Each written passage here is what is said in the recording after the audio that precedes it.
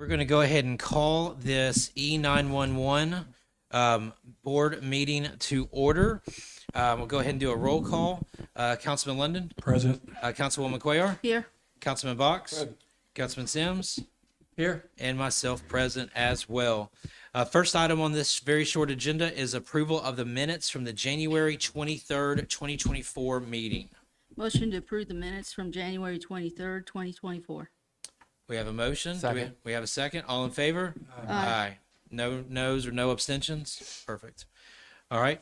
Our one item to deliberate as far as this meeting is concerned would be resolved that resolution number 002-24 authorizes Chief Josh McDaniel or his designee to execute an agreement with the Association of Public Safety Communication Officials International, Inc., in an amount not to exceed $29,434.44 plus applicable maintenance fees for APCO and Telecom Guide Card software.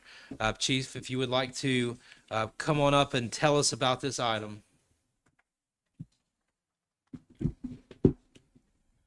So part of what the dispatchers have to do, it's required, is EMD or emergency medical dispatch. And that's pretty much, there's certain questions they need to ask for medical calls and certain follow-up and procedures they need to be able to give over the phone. Traditionally, what's been done are actual, when it says guide card, actual cards that they would have to flip through to be able to get to that specific type of call and to be able to, tell them what they need to tell them. This is a digital version of that, and it integrates with our CAD software so that when the basic information of the call is entered in, it automatically pulls up those guide cards. There's no searching for them to have to, take time to do that. It also, besides just the medical side, it does it for the fire calls and the police calls. If there were to be a police call and someone was injured, if it was a robbery or something like that, and someone was injured, once they hit there was an injury, it automatically pulls up the medical card and, advises. So it kind of guides them on making sure that everything is being done that needs to be done, questions that need to be asked are asked, and all the information they enter in through there also goes back to the CAD and is in the report. So it just works seamlessly with each other. The last part of it is there's a module for training or for review of the calls so that they can be graded, and that there's training opportunities there to make sure that we're hitting the benchmarks and things that we need to do. The great thing about this is APCO is one of the vendors that's recommended through the state 911 board. This is also the company that we're using for training for dispatch, for the public safety telecommunicator, EMD, and the other certifications that they have to keep up. So it's the way will be trained will also be to work with the system as well. So it's just a lot of pieces that work together, and then it brings us from having a physical card set for them to have to search through. It does come with part of that is a physical card set in case we have a situation where the power's down or the internet's down or anything like that. They still have a backup. The last piece is it's not just a standard card. It comes like that, but we're able to tailor it to Irondale and the questions that we want asked. If there's some things we want asked that are not on those cards as part of the onboarding, they would add those into there. Just like on a structure fire, we need the power company, the gas company, the Red Cross, all these things. We can add those in so that it's less radio traffic, less confusion. It's just, we need to call these people and it's there. So that's just one example of the things that can be done with that. Councilman Lennon, any questions for Chief? Yeah, I had you search and found us to be the best. Sir, I'm sorry, I couldn't hear you. I imagine you search and find out this to be the best.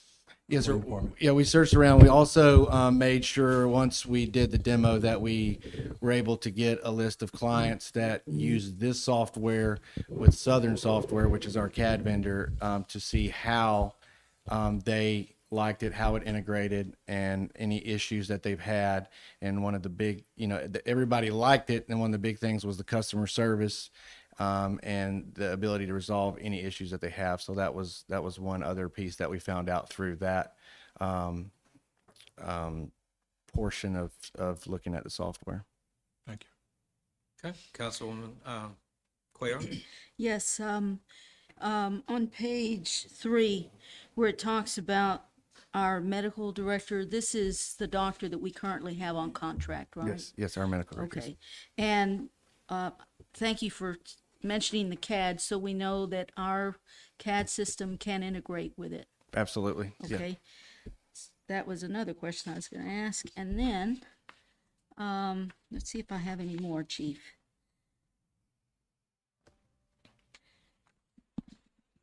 And not only does it work with the CAD, it works with the software that they use that records the lines. So when they do the reviews, all that's right there together. They can listen to the audio and go through that. So it integrates with all of the pieces that they use. Okay, the last question I had was, they talked about when they have system updates. How often do they have system updates? I know that their agreement states that they will continue to service if we choose not to do a upgrade. But how often? Did you check to see how often they make upgrades? It's I mean, as things would change, I know when we talked to the agencies that were using it, they didn't have a lot of issues where it was down for maintenance or upgrades.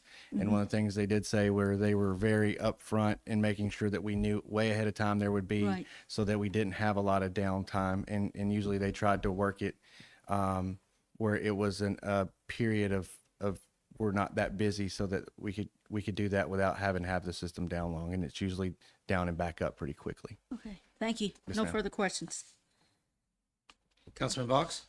No, all my questions just got answered. I was gonna ask about the marrying of everything electronically, but he put that to bed.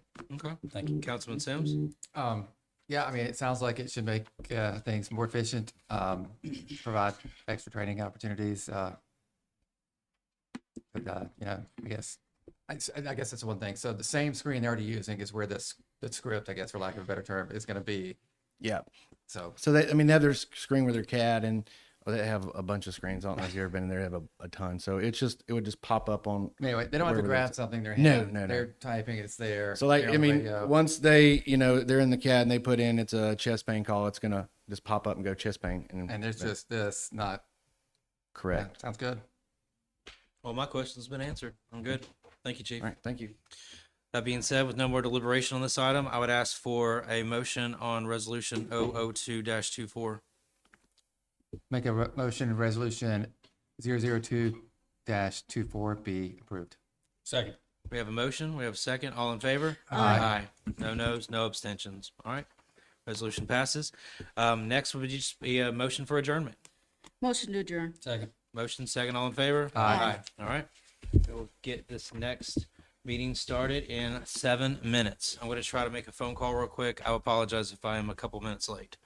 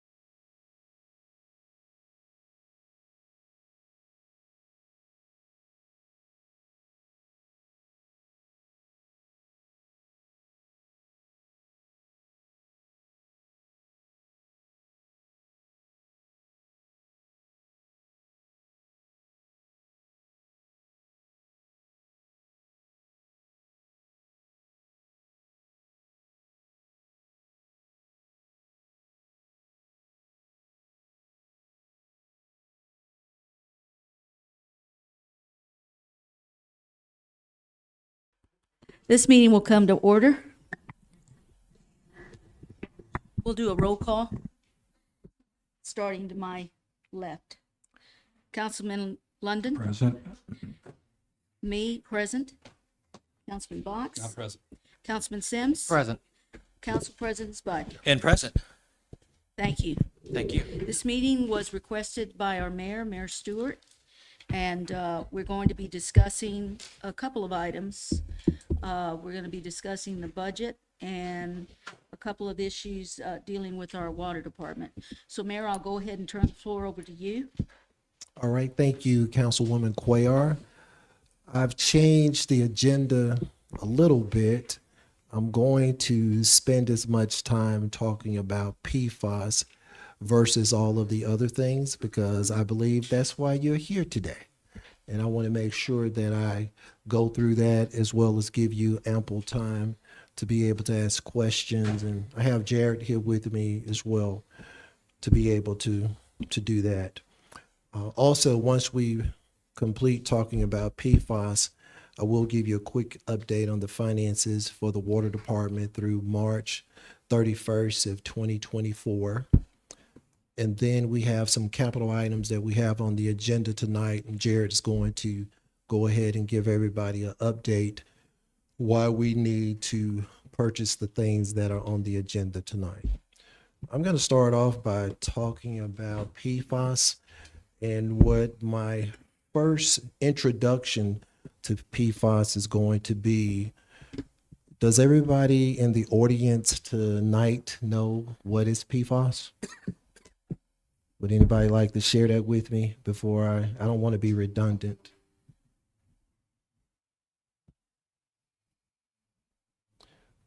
Well, since you told me. Okay.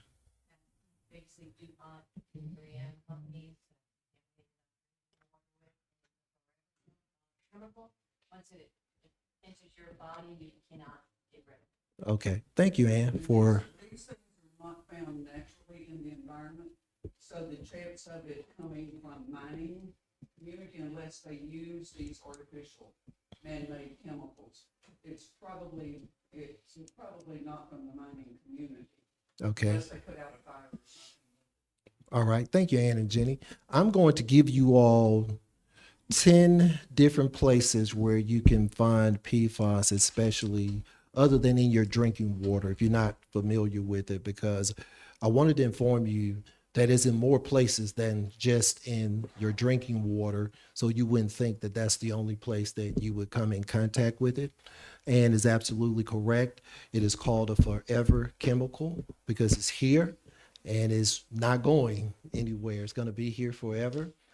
It was first identified in being in products in 1940. So it's been here for quite some time. It just didn't come on the scene in 2024 when EPA decided to give some guidelines for what should be the maximum contaminant level in your drinking water. But these are just a few things that I wanted to throw out and give to you. And these may be some of the things that you use. Does anybody cook with non-stick cookware? So you don't have those pots at home that you don't have to put butter or anything on there to cook because stuff just kind of slide off. So PFAS is in those pots that you use. Food packaging. So the food that you buy is in that. Anybody has stain resistant fabrics or carpets? Is in that as well. What about waterproof clothing and gear? Firefighting foam. What about personal care products like cosmetics, shampoo, and dental floss?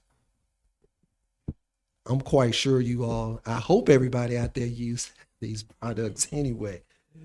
Cleaning products, paints and varnishes, electronics, pesticides. So you can find it in several different places. And I just wanted to make that known that it's not only in your water, but it's also in the other things that you come in contact with in the environment. I also want to give you a little history about this. PFAS, the first health advisory was given in 2009. And that's when the EPA realized that they needed to begin to monitor it. So the first health advisory was in 2009. Then in 2016, they created a lifetime health advisory saying that the level that should be in your drinking water should be 77, correct me if I'm wrong, Jared, 70 points per trillion? 70 parts per trillion. That was implemented in 2016. And then in 2022, Jared, do you remember what those? I think it was 0.004 and 0.2 was the levels that was given in 2022 that would be the MCLs for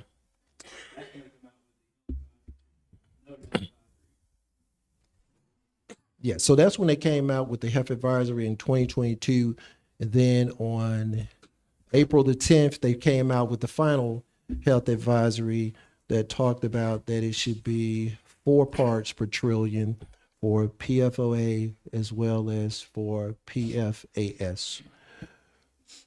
We know that you probably saw in the newspaper today that it was talking about the city of Irondale, and it was talking about where we were with the MCLs. It mentioned that we had over 40 parts per trillion or more in our water. It didn't give any explanation why it was like that, but it did share about our municipality, and that's why I moved this up to the forefront to talk about it today. Not only have I talked to you about it today, I was also on 3340 giving them an explanation for it as well. So what I want to do tonight is to be able to give you what we plan on doing, our short-term solutions, and I also want to give you our long-term solutions. And also I will complete that by telling you what is our goal. What do we try, or what are we going to achieve if our short-term goals and our long-term goals work with dealing with PFAS? Our short-term goals are to, let me see. Well, first of all, I just wanted to know if anybody have any questions before I move into what is our short-term goals and what are our long-term goals. Okay. Stated it can come, we know that it comes from Teflon and the waterproofing and all that stuff. What we need to know is how did those things get into the water supply? Where is the source for that? How did it get in there? When we know what the maximum levels are that EPA is expected to be Yes. below. And the thing with these forever chemicals, even if you get one little micron, you get it down to that into your body. The next day you got 2, the next day you got 3. These things accumulate in your body over years. And it's already in our bodies, but these young children, if we give them that kind of heavy load as fast as they're growing percentage-wise, we are, we're really causing some harm. Thank you for that question, Jenny. Currently, we do not know how it got into our water source. We have hired a hydrogeologist, and they are actually running tests to determine what is the source and where did those sources come from. We haven't completed that at this time, but as soon as we receive the results from those studies, we'll make sure that we share that information with the public. Okay. Is there a map that shows the location of the wells? I know one report stated that a chart that was posted today from the ADM site with the data on it shows 7 wells. I didn't realize we had that many wells, but well number 1 and 3 were not on the chart. Are they being used, or are they just below the level? Well, actually, we have 4 wells that are being used in the city. Those wells are 2, 5, 6, and 7.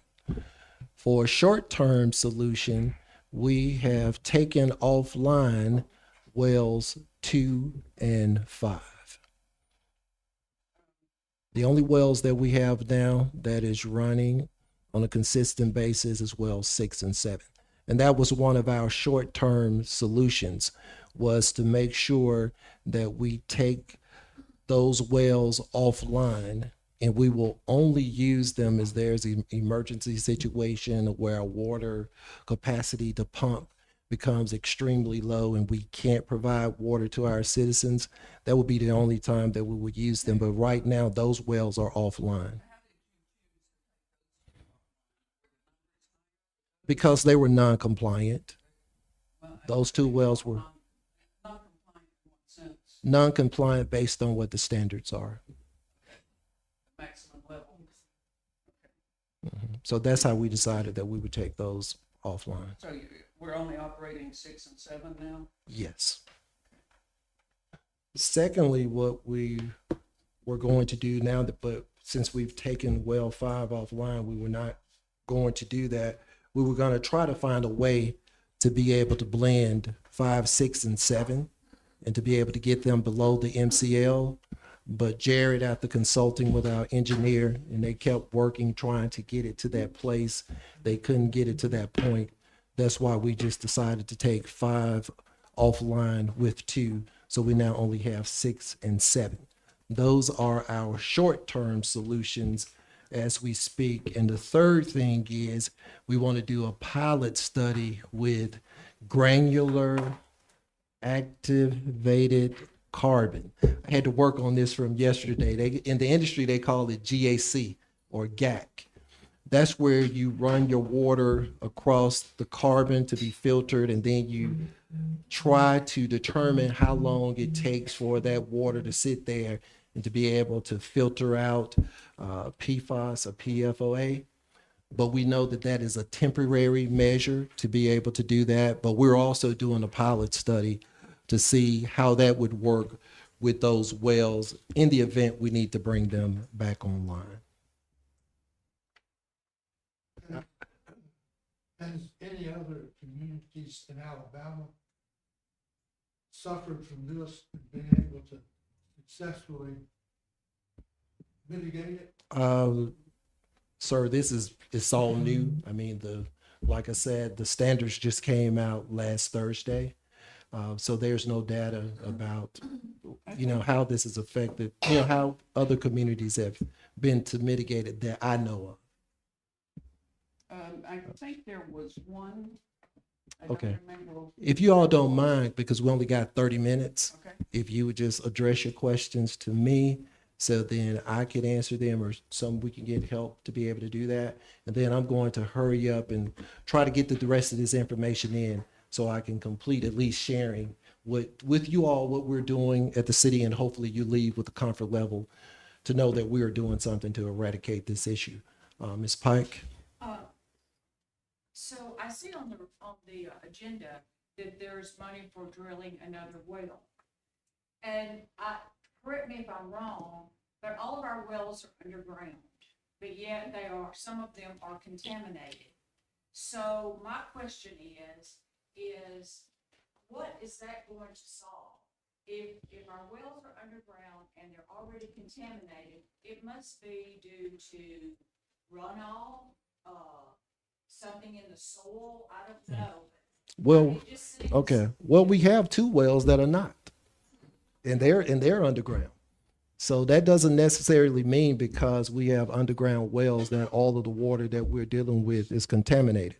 Number 2, because the city of Irondale is growing, we still have to find other sources to continue to increase the capacity of water so that we can meet the demand. So the wells are not only to find additional wells that may meet the MCLs or be compliant, but we also have to make sure that we keep our water capacity at a certain level.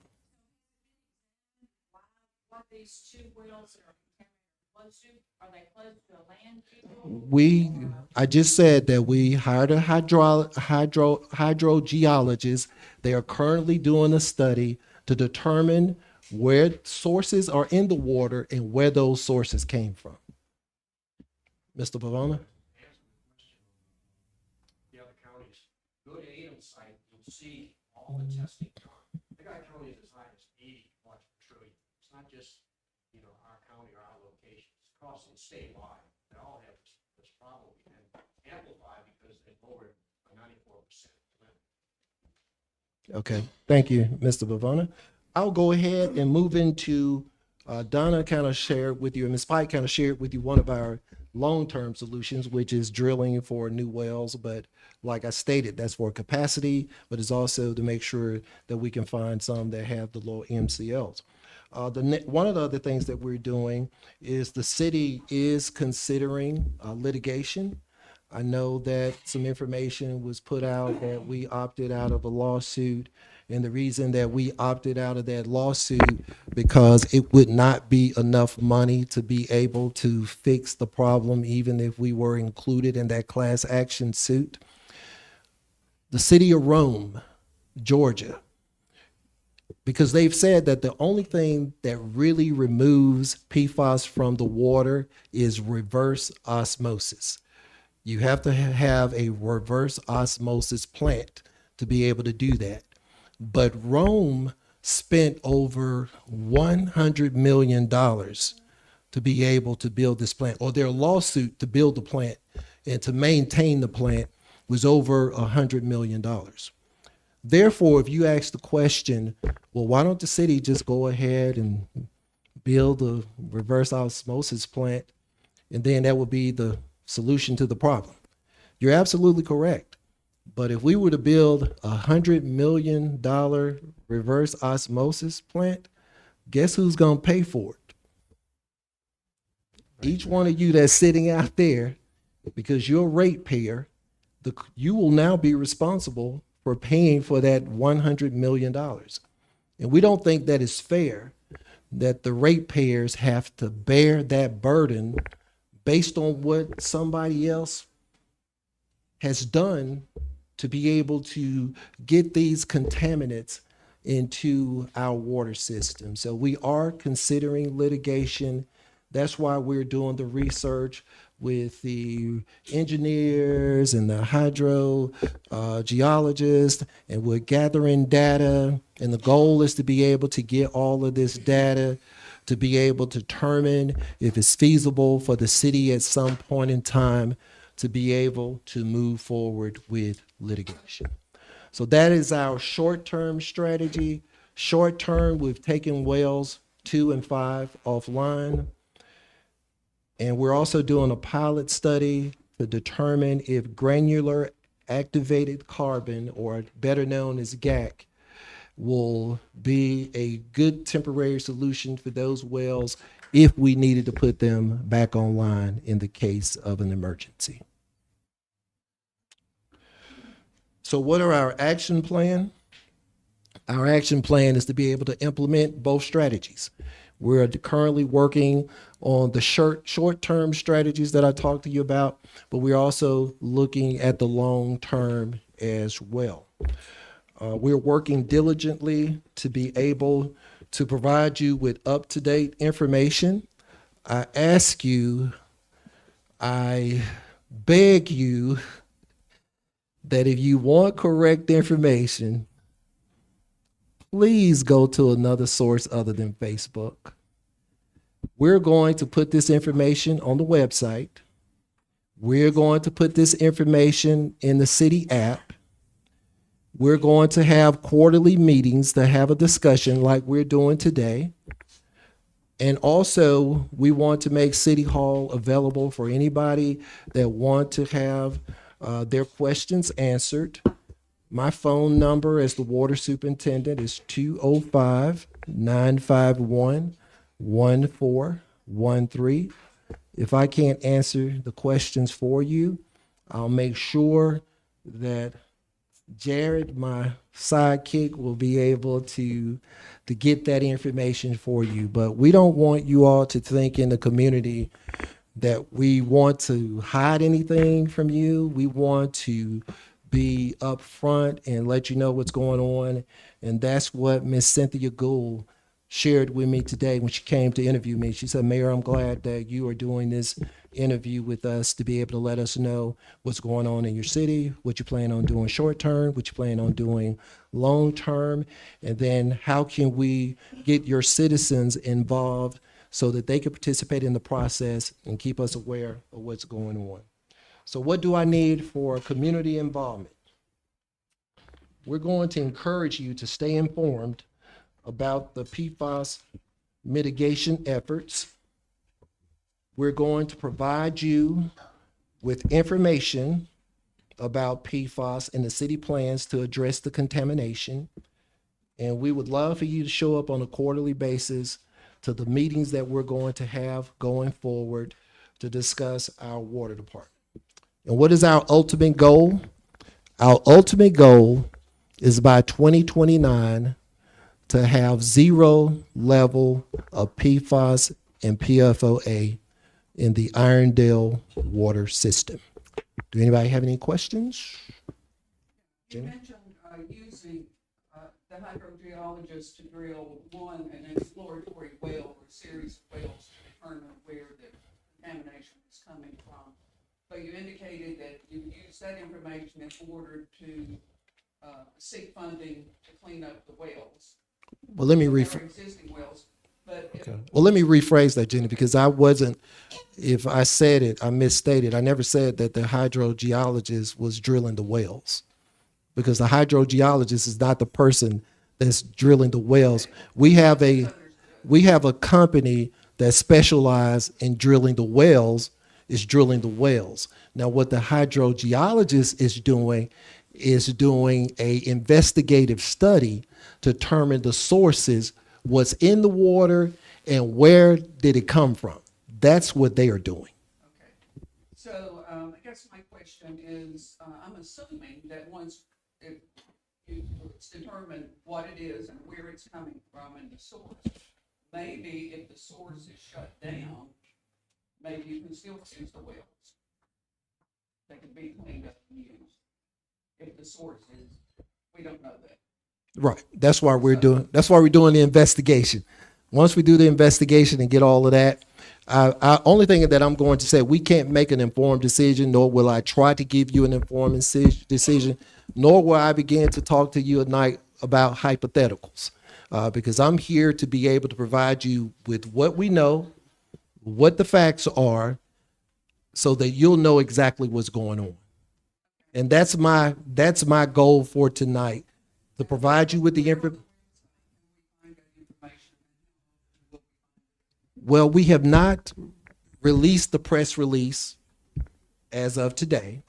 We still have a few things that we're tweaking, but I would say by the weekend, you should be able to go to the website to pull up the press release that we've created to inform the citizens about what's going on with the entire process. We drill down on the website, try to get down to find, something about it. And then it was under EPA, and then it was under ADM, and then EPA.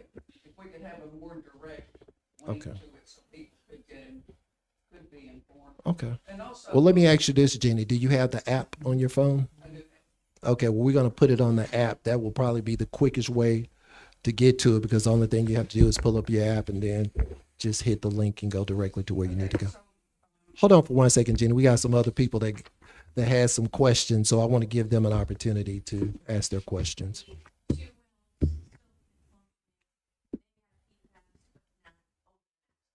Correct. Okay, now Jenny, you can. as far as temporary measures, because I think all our schools are on our system. Is that correct? I'm not, Jared? Grantswood is not.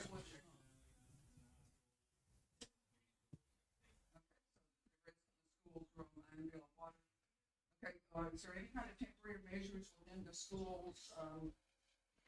Has anybody tested the water within the schools to see how much the children are intaking, and should there be some kind of a temporary source of water where until we get it sorted out? Well, we don't even know, like I said, we don't know where it's coming from. And also, there are not really studies out there that accurately say that it causes defects in kids.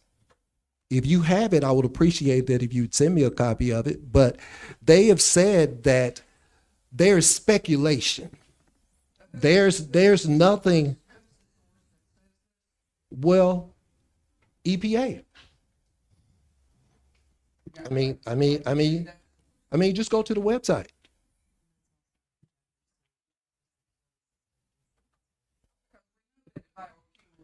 Yes. And further, well, Jenny, furthermore, those are not Irondale schools. That's Jefferson County. But we can't go into their schools and just start testing because they have Irondale water in it, just like we can't come into your house and just start testing because you got Irondale water. Yeah, well, I would encourage you to take that up with Jefferson County. Okay, I'll take one more question, Ms. Pike, and then I'm gonna try to move and give you all a quick financial update. Jenny brings up a very good point about the children. So when you get, some kind of concrete evidence or, information of where, just exactly where it comes from and how high it is, and I don't know if different parts of Iredell get different well water, or not, but, I would appreciate it as that you would notify the schools so they could either install a water filter system or whatever they need to do for the children to have clean water. Yeah. Well, what I just said, by us taking 2 and 5 offline, we're now meet what EPA requires for the MCLs to be. So it wouldn't be any need for them to go and, well, I can't say what the school system need to be. I can only speak from the city of Irondale. And I didn't say that you did. I didn't say that you did, because we're sending information to everybody that's inside of the city that uses Irondale water. So we're not selective in who we send the information to. Everybody would get the information. I'm just saying, in a democracy, you can't just do what you want to do in other people's stuff just because you got stuff going on. That's all. And hold up, y'all. This is just an informative deal. You don't have to agree with it. You don't have to like it. But I'm just giving you the information. And if you want to receive it tonight, you can. If you want to walk out the door and throw it in the trash can, you can.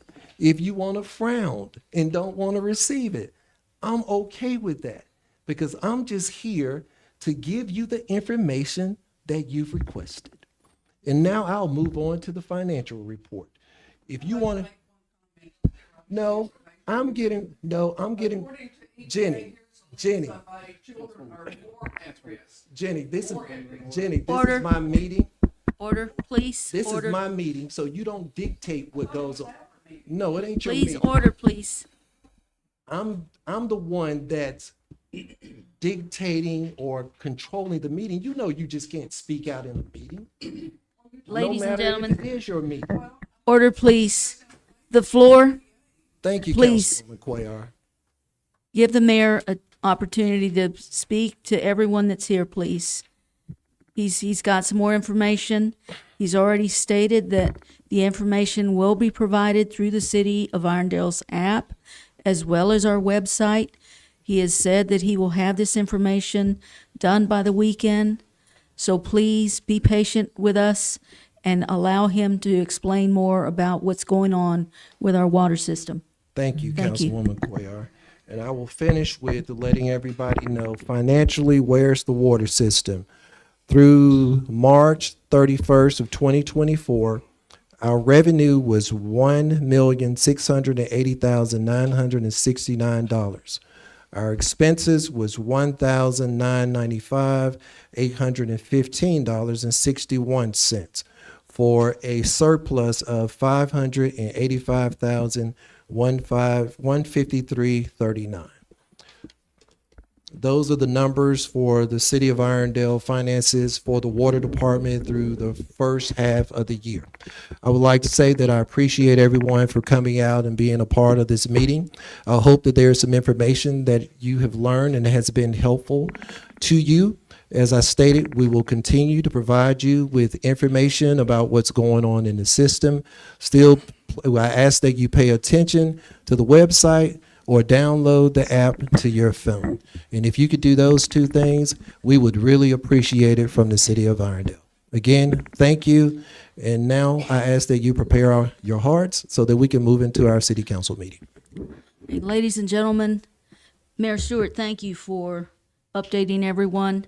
One request that I do have is, some of you have contacted me. I have referred you to Mayor Stewart.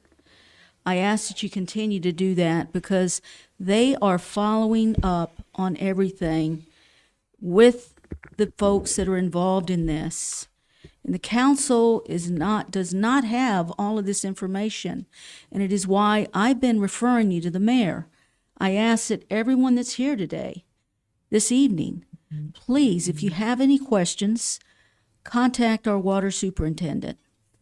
He'll provide you with as much information as we're able to do, as we're learning more about the testing and everything else that's involved.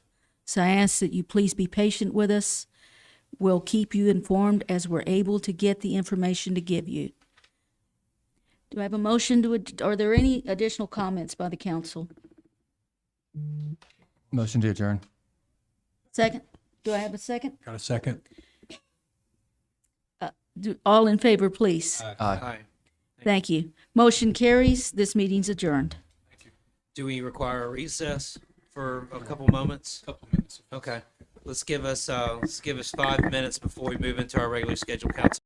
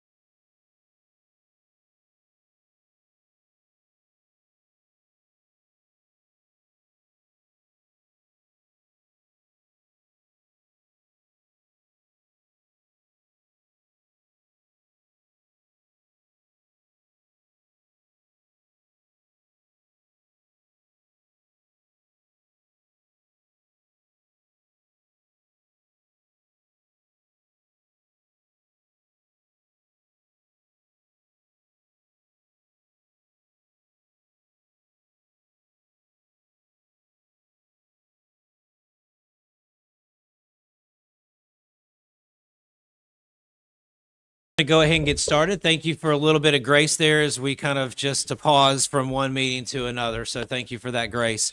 If we will go ahead and Councilman London, if you would be so kind.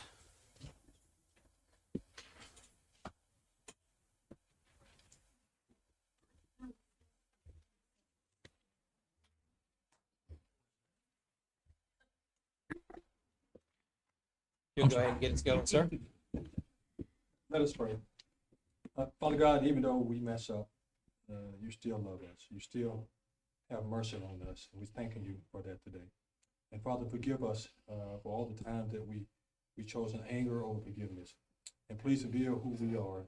Show mercy for each and every one of us today, just like you've shown mercy to us. And Father, we thank you. And we're just asking that you would just show us how to love one another like you love us. In Jesus' name that we pray. Amen. Amen. Salute, pledge.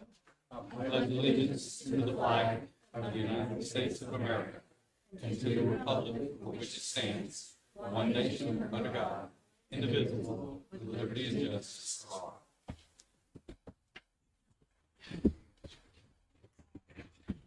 Thank you, sir.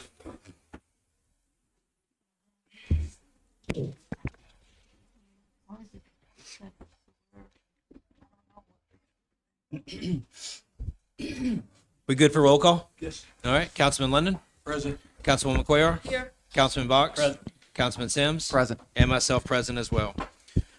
All right. At this time, we would look for the approval of the minutes from the regular city council meeting on April 2nd of 2024. Motion for approval of the minutes from April 2nd, 2024. Second. Motion second. All in favor? Aye. Aye. All right. Before we move on with our next piece, Councilwoman Cuellar specifically asked to ask a few questions up front about the bills. That way that she could vote accordingly. So, Councilwoman Cuellar, your questions are regarding the bills. Yes, thank you so much, Council President Spivey. I was going to note a couple of things. On page 1, when we were looking at Alpha Graphics Hoover, when I went in to confirm this with the invoices and match them up, they were not all January renewal mailings. They were actually March, February, and January renewal mailings. So the first amount was for March at $307. The second amount for $308.92, that was for February, and then the January renewal remains the $288.64. And then also looking at pages 7 through 9,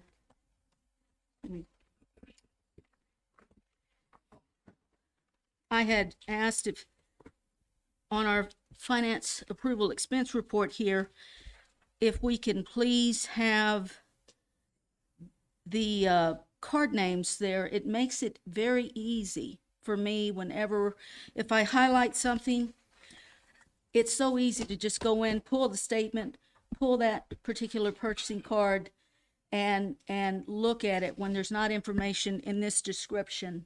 So if we can please, I think that format that we have, Anderton and Stewart and Green, we have that. That's a great format. If you look at the left-hand corner, it has their name in the last 4 of their. Right. But it's not shown on our expense approval report.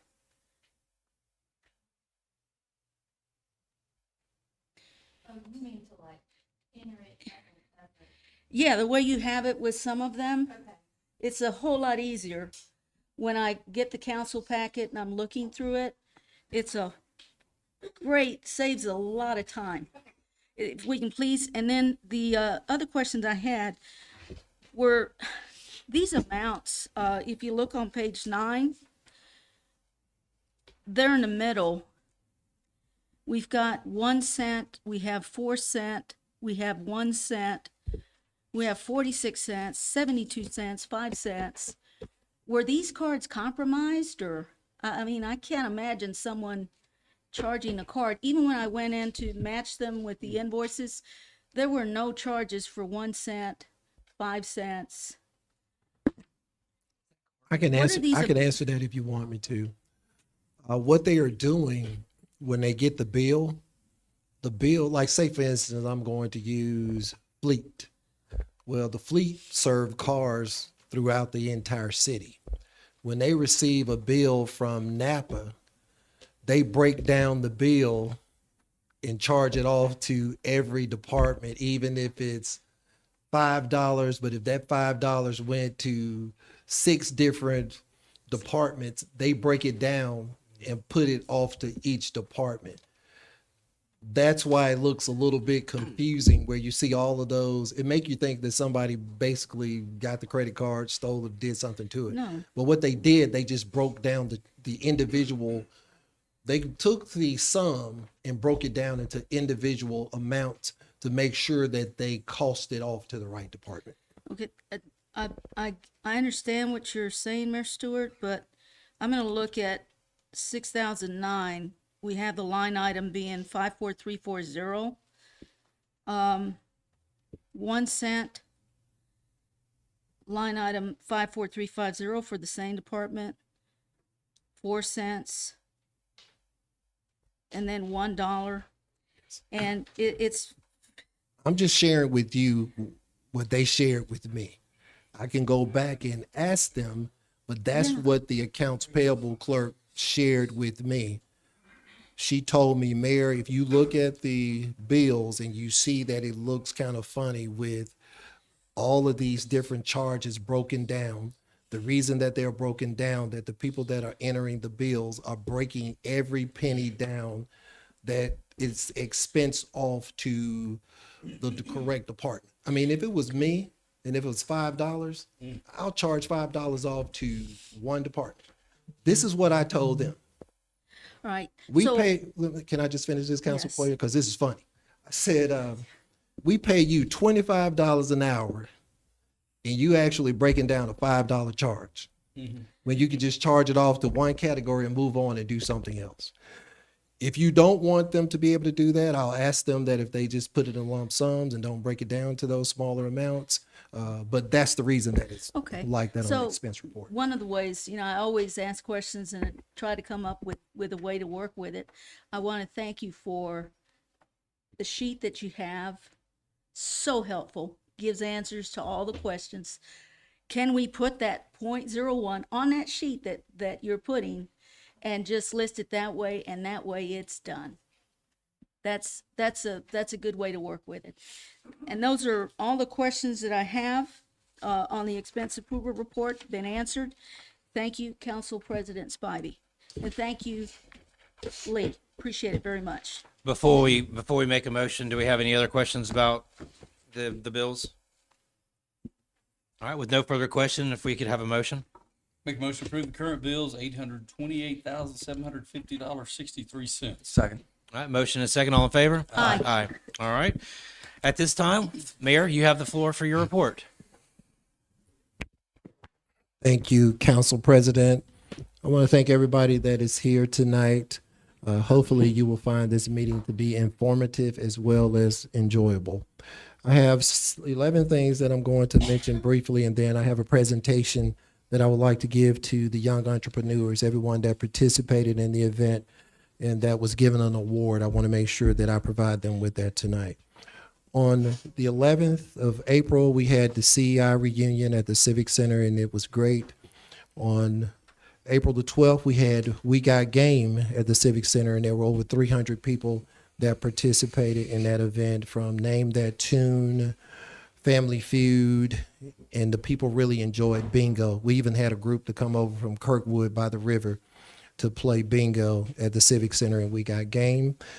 On the 13th, the Household Hazardous Waste Day was a very successful event in the city of Irondale.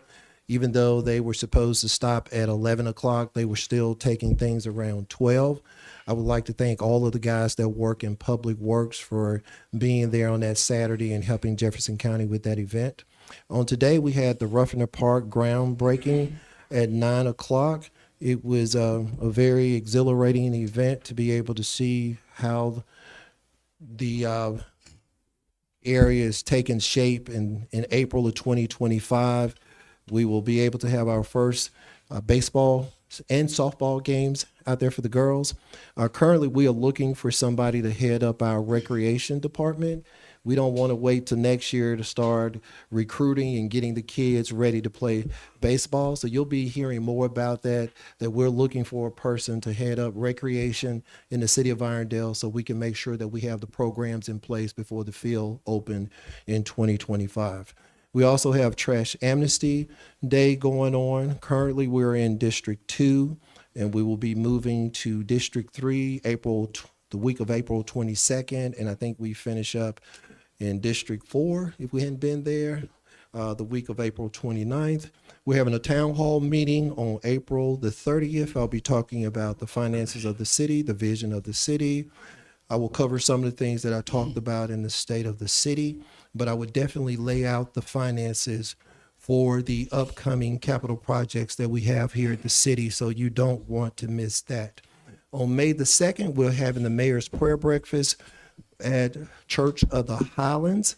That is given by the Irondale Community Foundation, so the city does not have anything to do with it. The city has not spent a dime on this event. And if you're curious how much Nick Saban charged us to speak, it's zero. So if anybody wanted that information, there you have it. There are no available tickets, even if you wanted to come to the event. I want to thank our sponsors and our citizens. We are looking forward to having over 400 people at Church of the Highlands to be able to celebrate National Prayer Day, where our theme is Be the Light, 514. You're the light of the world, a city built on a hill that can't be hidden. The farmers market opens May the 11th. We're looking forward to you all being here for that. I'm going to give you an update on the storm shelter. I met with Jefferson County on yesterday, and within 6 weeks to 2 months, I should have that information for the storm shelter. The county is going to invest over $400,000 into the city to be able to provide a storm shelter that's going to be located at the Senior Activity Center. And the dog park renovations are moving along as planned, and I hope to be able to have you some pictures at the next council meeting to be able to see it. But I even encourage you to go out there and to look how the transformation at Ellert Park, which is now called Tales by the Rails at Ellert Park, how that transformation is taking place. And I think I forgot to talk about the library groundbreaking is tomorrow at 3:30, 1032 Grants Mill Road. Hope that if you're available that you would be there. Now I'm going to go ahead and present some gifts to our winners that participated in the Young Entrepreneurs Day. It's always a joy to be able to celebrate young people. It's always pleasurable to see the happiness and the smile on the parents' face of these young individuals, because we know they couldn't get there, they couldn't do what they do. I want to thank the parents for encouraging their kids to be creative and to be able to use their skills to be able to develop a good that one day we hope that they will be in the city of Irondale and that they will pay a lot of sales tax. So at this time, I'm going to call out your name if you come to the front. And what we're going to do, we'll just take one big picture. If the parents want to take some individual pictures, I can step out for a few minutes and I'll take an individual picture with you if you want to. But I don't want to delay the council meeting.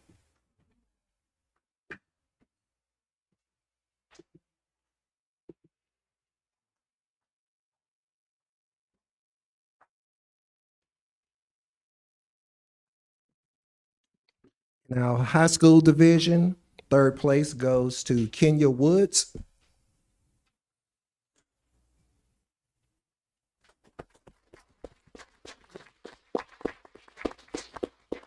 And while Kenya is coming, second place goes to Rebecca Howard. And what's your sister name? Haley and Rebecca Howard. They're going to split this down the middle. The next one is first place went to Novella Woods. Okay, she's not here. Okay. And first place also went to Miss Kimberly Villa Acosta. Okay. All right. Sandy and Cole.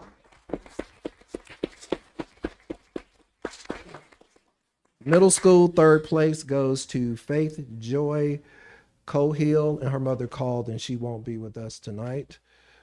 Second place, middle school, goes to Carly Johnson.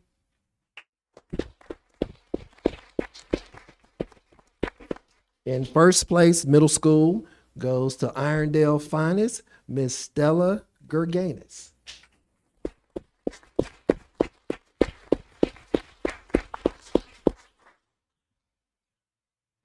Elementary, third place goes to Peyton Croxton.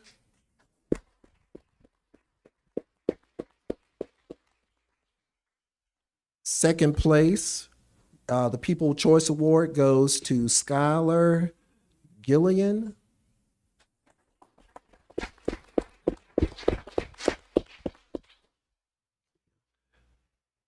First place, elementary, goes to Inslee Tolbert.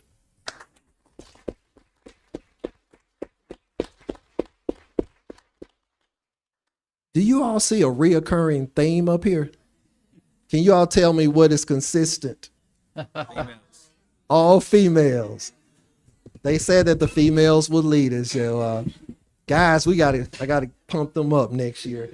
Okay, the Mayor's Choice runner-up goes to, I'm just gonna say Miss Wilson. I don't want to butcher your last name. Harliana. Did I get it right? Okay. She's laughing at me, so I must have. Okay. Mayor's Choice Award goes to Faith Cochran.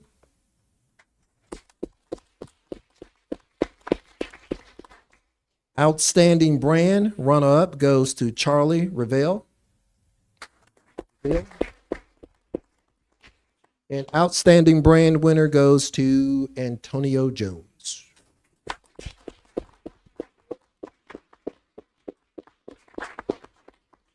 And these are the winners, as well as the Outstanding Brand and winners and Mayor's Choice Awards for the third annual Youth Entrepreneurs Day here in the city of Irondale. Thank you all for participating. You did a fantastic job, and I look forward to you all coming back next year. If I can only get a picture with you, and then I'll let you go.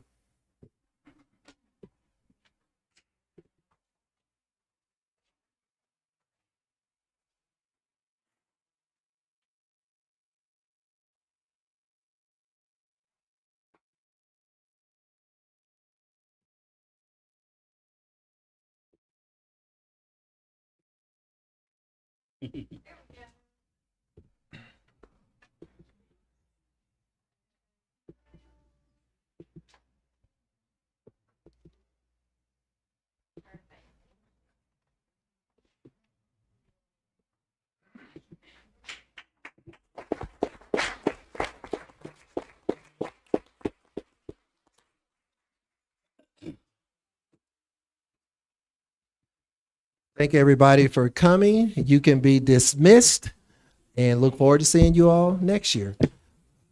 President Spivey, that concludes my report. All right, we'll let the room clear for a moment, then we'll resume.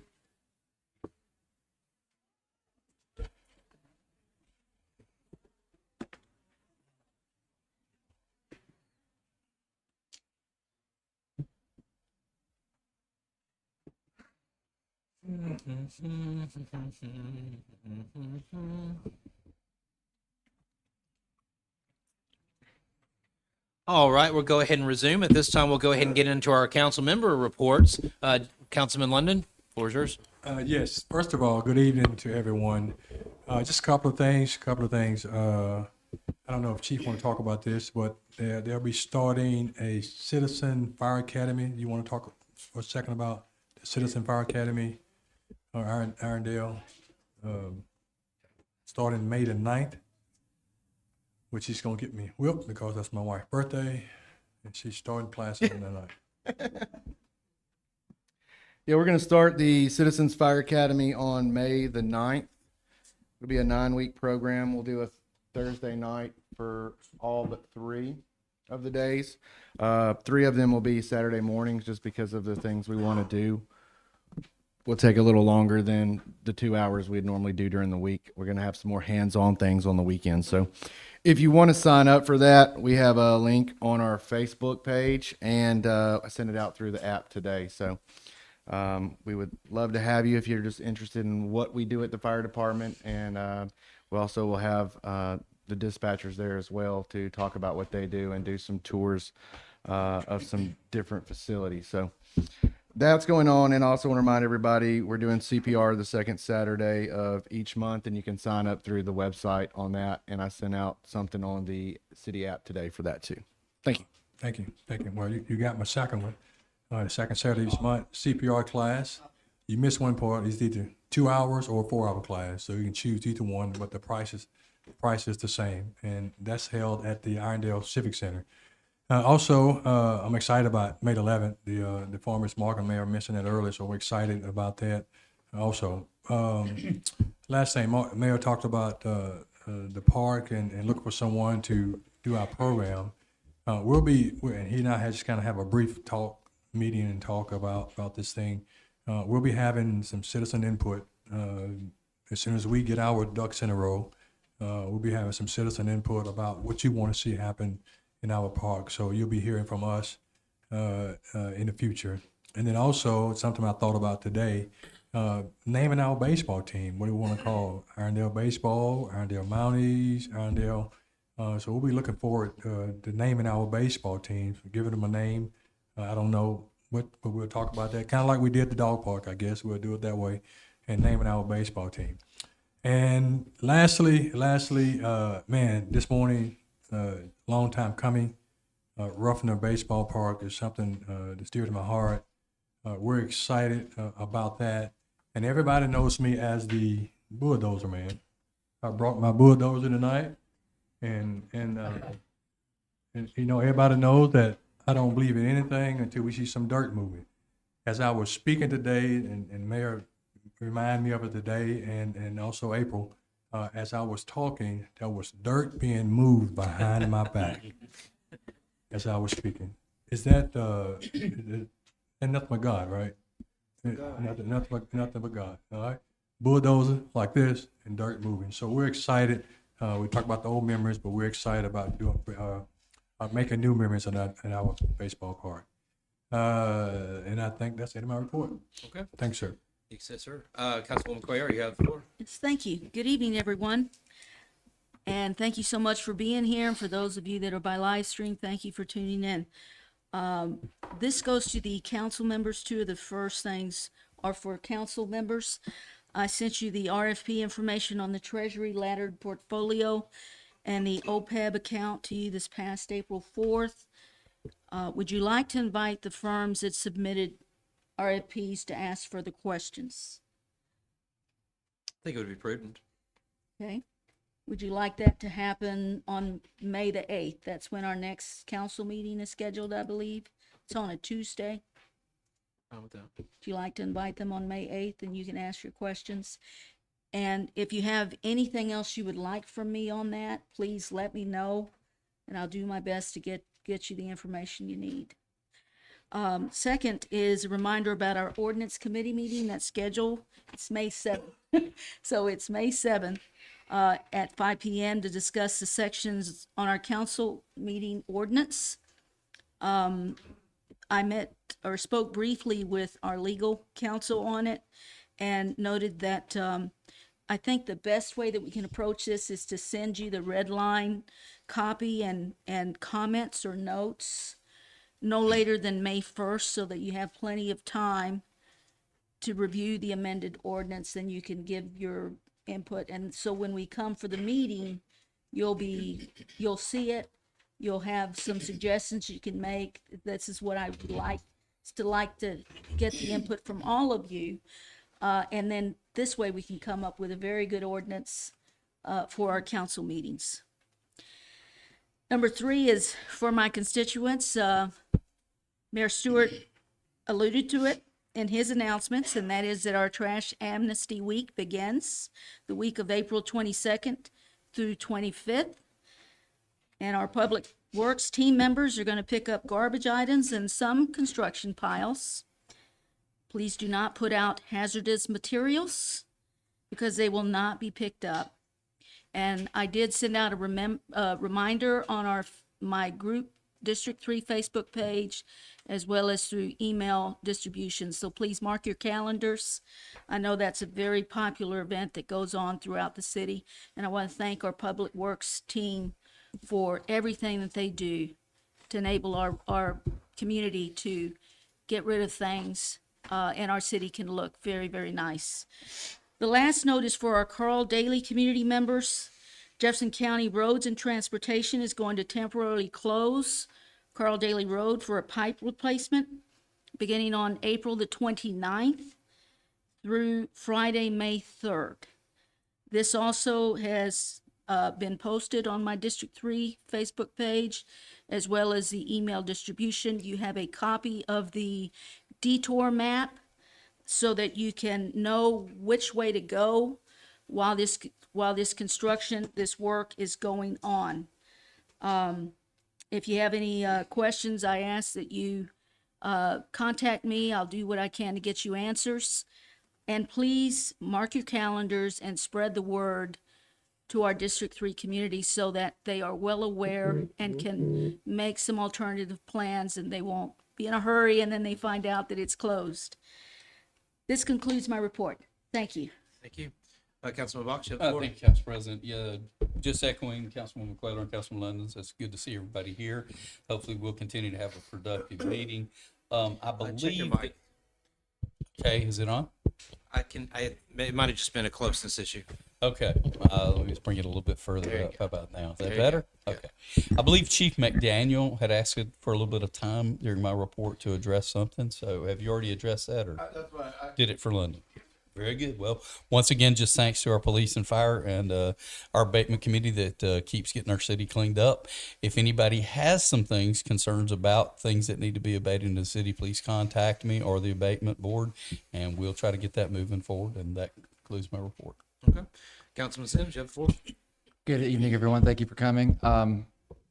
Thank you, Mayor Stewart, for hosting the 3rd Annual Young Entrepreneurs Day. I got to go check that out, and it is amazing what those kids come up with to do. And my daughter's birthday was the next day, so my credit cards pulled out a lot. A lot of kids made it a little bit extra because of that. But it was amazing just seeing what they've come up with. I feel like we're going to see some of them on Shark Tank one day. So next year, when we have the 4th annual, please go out. Please support the children doing amazing things. I mean, just their ideas and stuff are great. So go support that, please. The groundbreaking this morning was mentioned. That was awesome. If you've not driven by what used to be Ruffner Ballpark is now a big, massive thing of dirt, just go check it out because it won't be that way for long. But it's amazing to see what they're doing over there. And tomorrow, again, hopefully we'll have a big show of community support at the library groundbreaking. And that's all I have. Cool. Thank you very much. As far as my report, I know it's been mentioned a few times, but A, thank you for joining us tonight. But B, the groundbreaking of the park today was just absolutely fantastic. We had some good news coverage and everything highlighted in our community. So I'm always excited about that. Highlighting good stuff. It's always fun. And I was walking through my lobby of my office today and I was like, what is on my shoes? I still have dirt on my shoes from that groundbreaking. So that was a really, really cool thing to see. And it was one of the reasons I asked to be allowed to come back for a second term. So it's just thrilling to see those goals come to fruition. So, but like Councilman Sims says, drive by it, check it out. It's wild. So I know a lot of memories were made there, dirt track memories, baseball memories, all that stuff. But we're writing a new chapter, and I couldn't be more excited about it. So check it out. That concludes my report for this evening. All right, so as we transition through our agenda, at this moment, we would take public comments to the council on non-agenda items. Take one. John Bavona, 1296 Shades Terrace. I want to share the council and the mayor with my research that I've done for my HOA on the EPA National Drinking Water Standards released April 10th last week. We know Irondale well number 2 does not meet this limit. The good news is well number 2 is offline. EPA's regulatory limit is 4 parts per trillion. Well number 2 has almost 5 times the safe limit, 19 above the 4.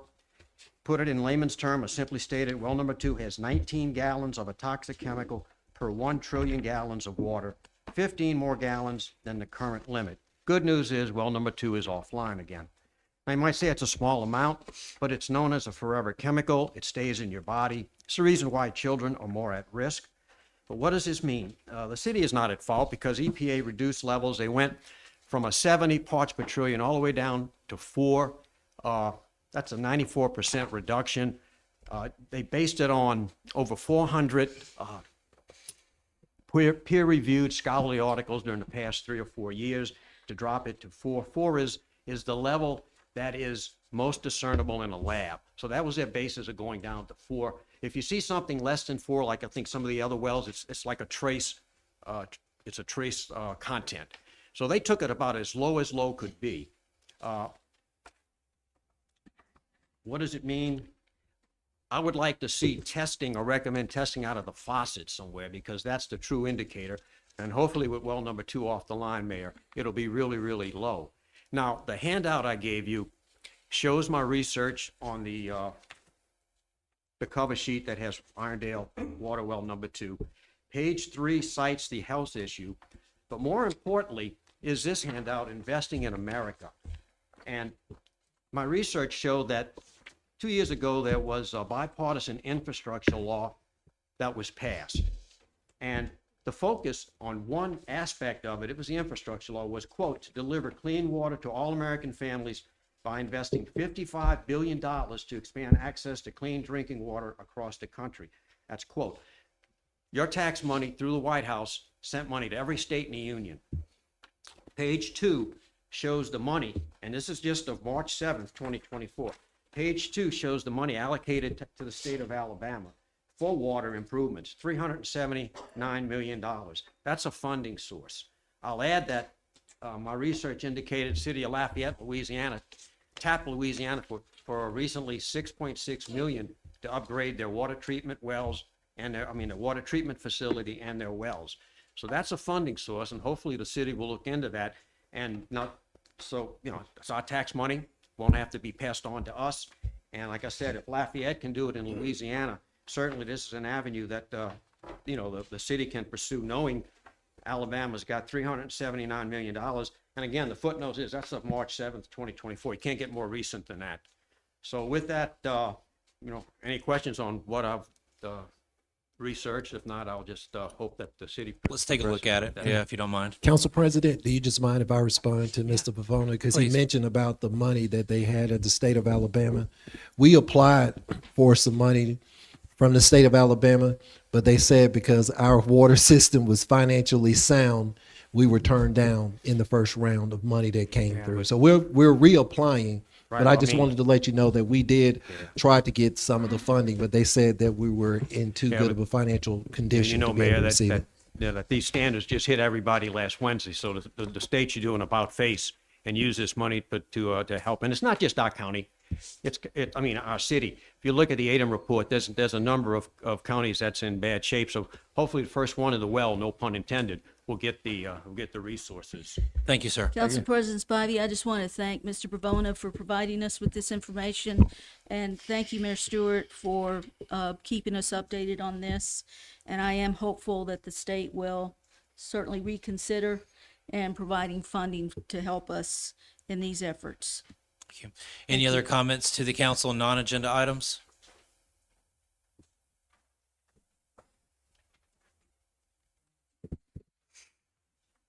Good evening. I'm Colin Galletley. I live 3580 Bermuda Drive. Council, President, Mayor. I want to be positive tonight because with what John just said, that's what we need to hear. All of us need to hear is positive things. I live just about a mile south of the Circle, as everyone knows where that is now, and Publix. I live about a mile, so when I come this way or go I-20 east or west, I go through the Circle. And it's really amazing the way some people drive through there. I've seen the iron, amazing, that's a nice word.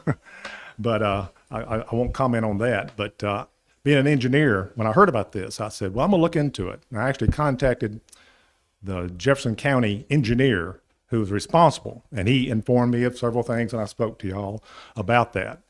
And I've been watching, going through there so often, about the progress, and it looked like it was finished, but I kept waiting for the signs to appear. Not all the warning signs, hey, there's a circle here, and slow down, we're there. Well, less than a month ago, I received a phone call from Chief Wiggins concerning the signs, and I let him know what was missing. And I mean, like it was a week later, I saw a crew changing one of the signs. It's easy to do, change 35 to 25. And then I've seen other signs appear. And he also mentioned one last thing, that he did not have control of all the signs that needed to be installed. But it was a safety concern on my part, and I passed it on. And Coach, I want to say Coach, Chief Wiggins deserves an attaboy for prompt action. I appreciate that very much. Thank you.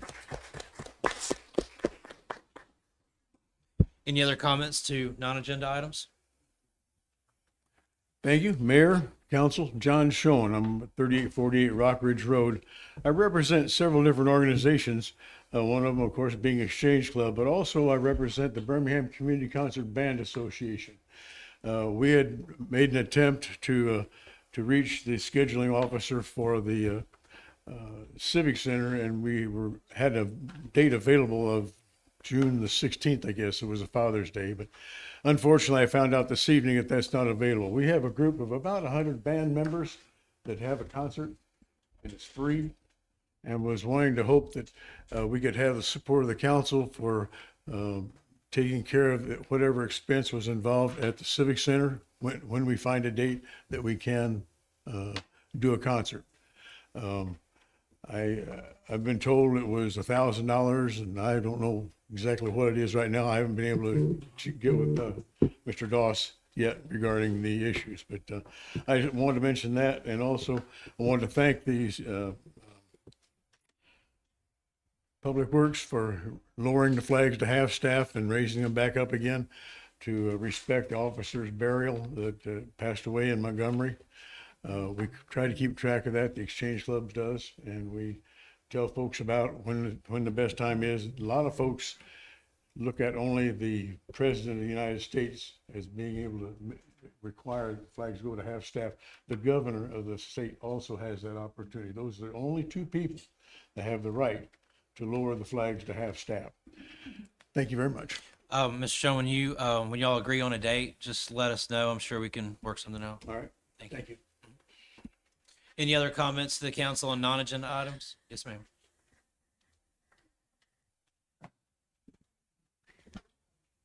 My name's Judy Wilson. I live at 3510 Belmont Road. And I look at you all as neighbors of Irondale, my neighbors, not as a community per se, but as individuals. And that's what I want to emphasize tonight. I loved having the children today being recognized for their individual efforts because they did it. I'm sure they had some help, but they did it on their own, and we do need to recognize them. We do need a community per se, but I would like to emphasize individuals also, because the city is composed of individual citizens. I live in a home, my husband and I. It's not quite, probably an acre, but I want to introduce you to some people who visit our property every day. Carolina wren, male and female, and we have some fledglings. Mockingbirds, blue jays, brown-headed nuthatch, white-breasted nuthatch, bluebirds, male and females, brown thrasher, yellow-bellied woodpecker, downy woodpecker, house finch, eastern towhee, male and female. They have beautiful songs. Black-eyed chickadee, tufted titmouse, the rose-breasted grosbeak are now visiting their fledgling or their traveling through. They come in the spring and in the fall. We have doves, and in the winter we have the thrush. So I would ask you to take time, sit on your deck, or sit in your yard, walk around in your yard, put out water for the birds. I'm not asking the city for anything. There, you will not see bird watching on your budget. It doesn't cost anything. You don't have to feed them if you don't want to. The Lord provides lots of insects for them to eat, but they do like water. And I have just put out water sometimes. Sauce, you go to the Home Depot or wherever and get some flower saucers and put out water. They love water.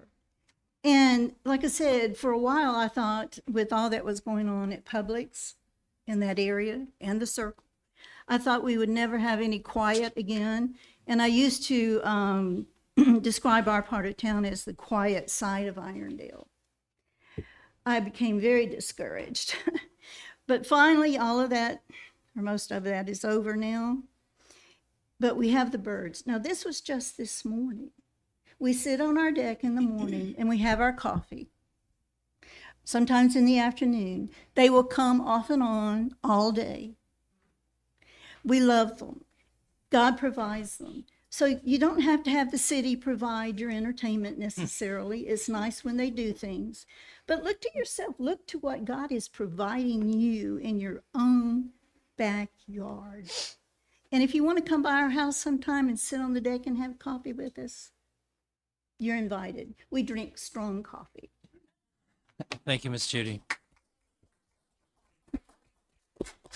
Any other comments to the council on non-agenda items? All right, we will go ahead and proceed. Any reports of boards or non-council committees? No reports of any boards or non-council committees. All right, moving on. We'll now go ahead and enter our deliberation phase. We have 22 items on the Council agenda. President Spivey, I do have a question. We have our auditors here. Are they going to be answering our questions during? I'm fine with that. Like whenever or can we have them do it before? We during the go in? deliberation phase, we can go ahead and call them Why? up I for mean, questions. they're just simply presenting their report. I'm not sure what you're referring Well, I'm to. just saying that before we've had them give their report before our council deliberation.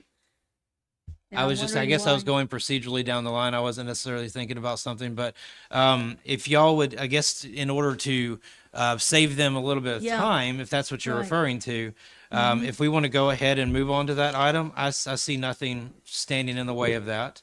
So, yes, Councilman Box? Okay, so you're talking about we're going to go ahead and deliberate that item now, or? We're going to go ahead and hear from Well, them, and then hear we'll from just them. go ahead. It's We'll not ask. deliberation. Okay, Yeah, very well. They're giving we'll the take it as an report. opportunity to answer any questions. Very well. Yeah. Thank you. Just for the sake of their time. Fellas, if you would like to, I saw y'all in there. All right, perfect. Yep, come on up.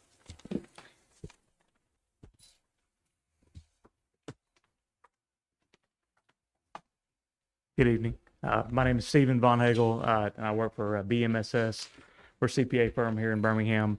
And I just wanted to thank Mayor Stewart and Lee and Felicia and the accounting and finance team at the city. We completed another audit for the city.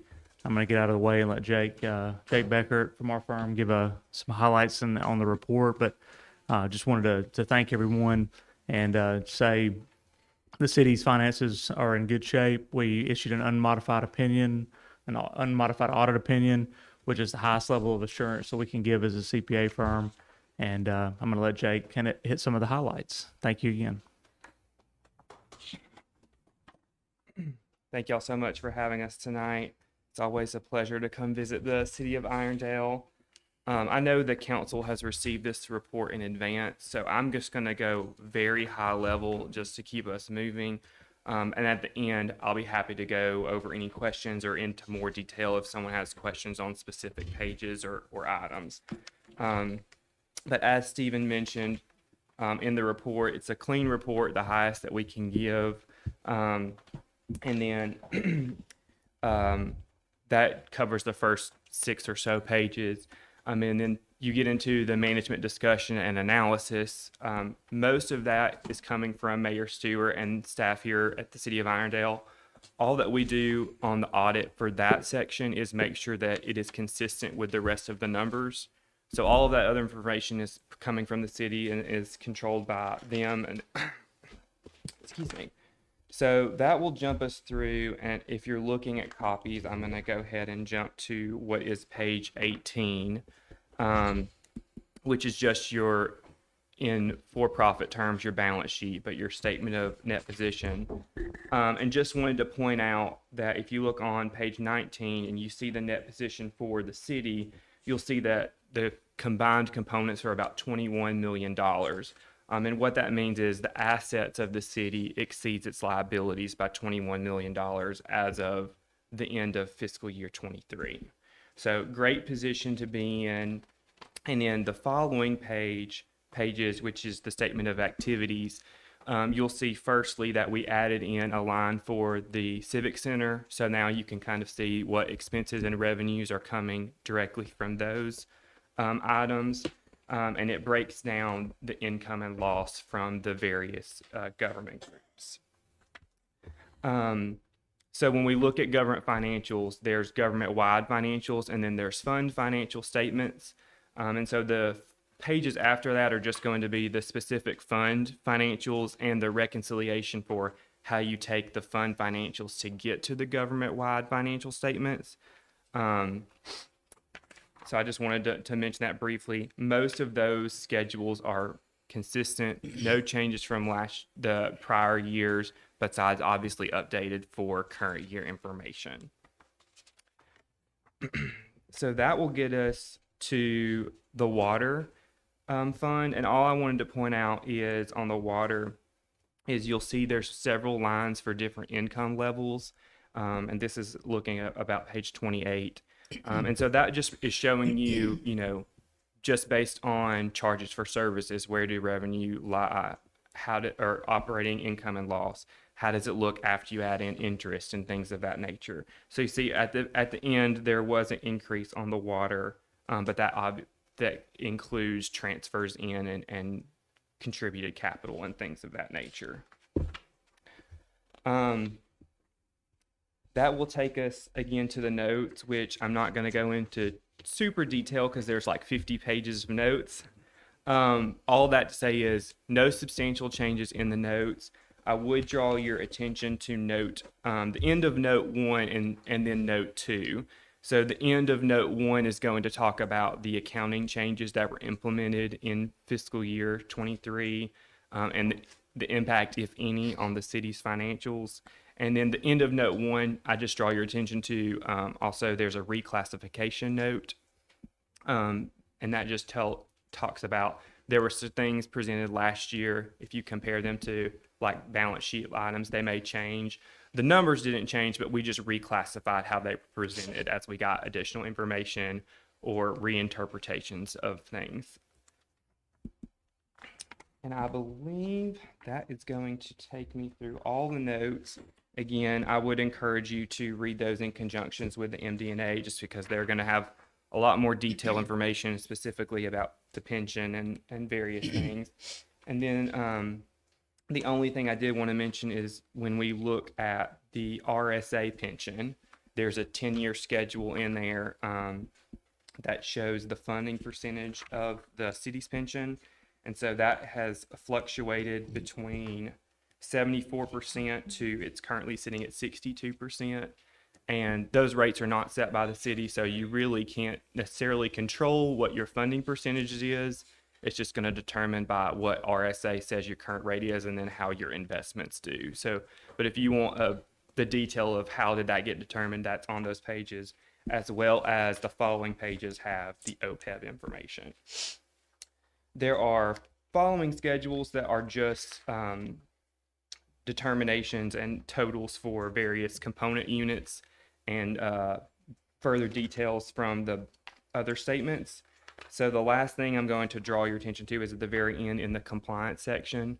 When we talk about findings for potential auditees, there are 2 levels of findings. So there's the higher level of finding, which would be a material weakness, and the lower level, which would be a significant deficiency. So we did note one significant deficiency on the city of Irondale related to a bid compliance issue. And that is noted on the very last pages, kind of what we found, what the city has was to that, and how the city plans to correct that going forward.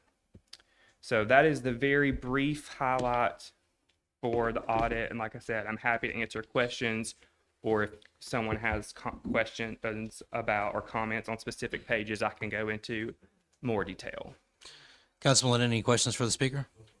Councilwoman Cuellar? Yes, I have several questions, so thank you so much for being here. Of course. My first one was was asking if this was modified or unmodified. You've answered that. Okay.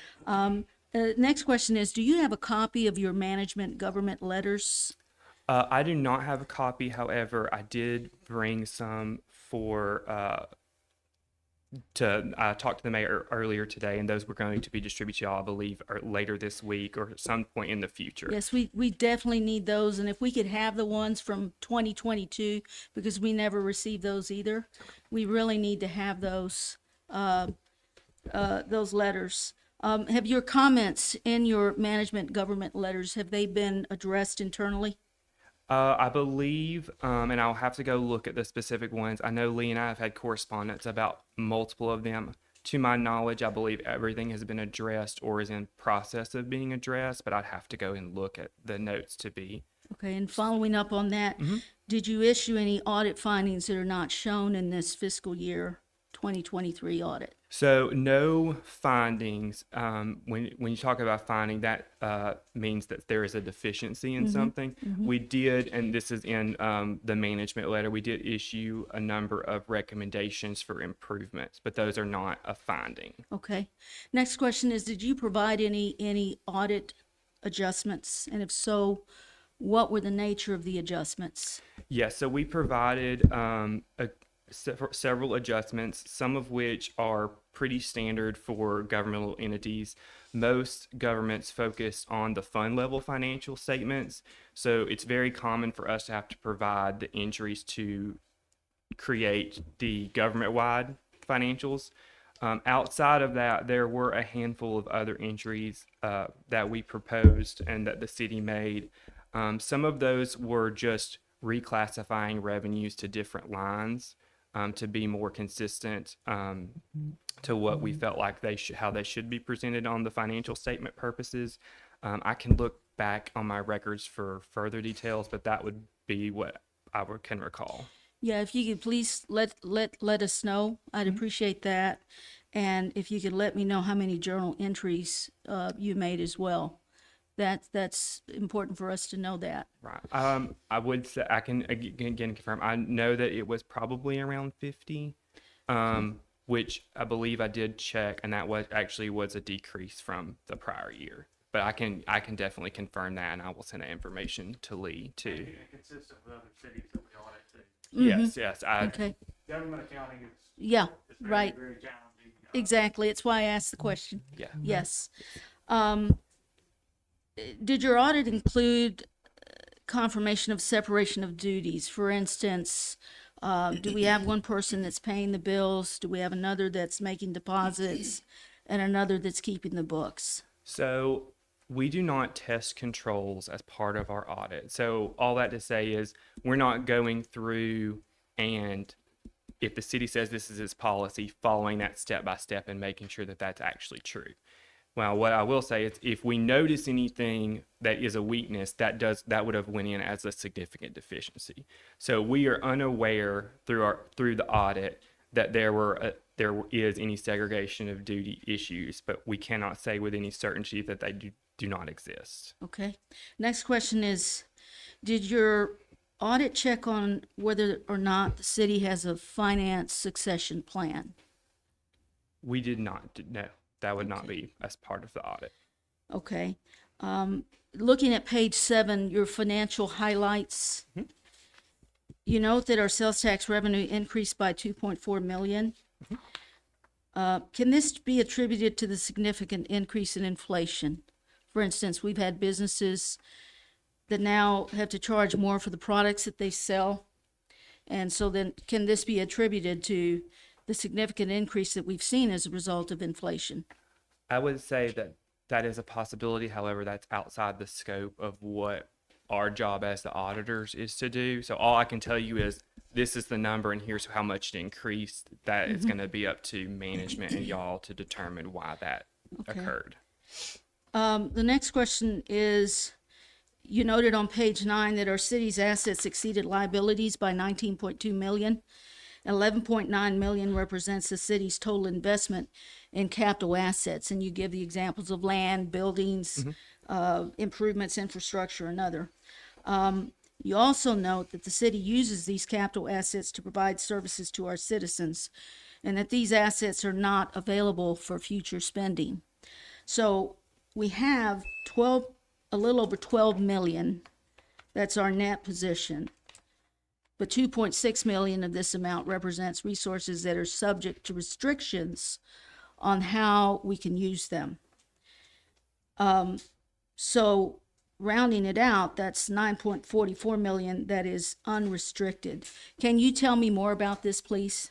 So there's a difference, I think, too, again, when you're looking at the government-wide versus the fund financial statement.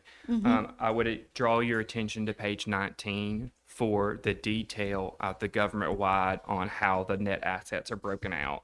But essentially what we mean when we say invested in capital assets, and this is a little bit of a simplification, but just for ease without having the true numbers. But essentially that calculation says, okay, what is the value of our capital assets, PP&E, however you want to use the term, offset that with the debt that is outstanding for those assets. And obviously the assets will depreciate as they get older. So that number is essentially saying we have $9 million more in the value of our assets versus the outstanding debt on those assets. And so the restricted part, those are generally the restricted cash. So the cash that's restricted for the library or for the 4 and 5 cent, or 7 cent road tax.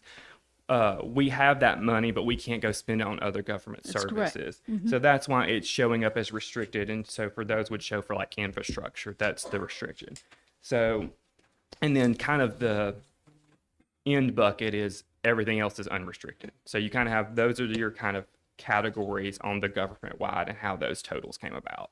Okay, thank you. The next one is on page 12. Councilwoman You have Cuellar, I Yes. need to ask your line of questioning. How much longer do you feel that you need in I've order got to about 5 more minutes to go yet.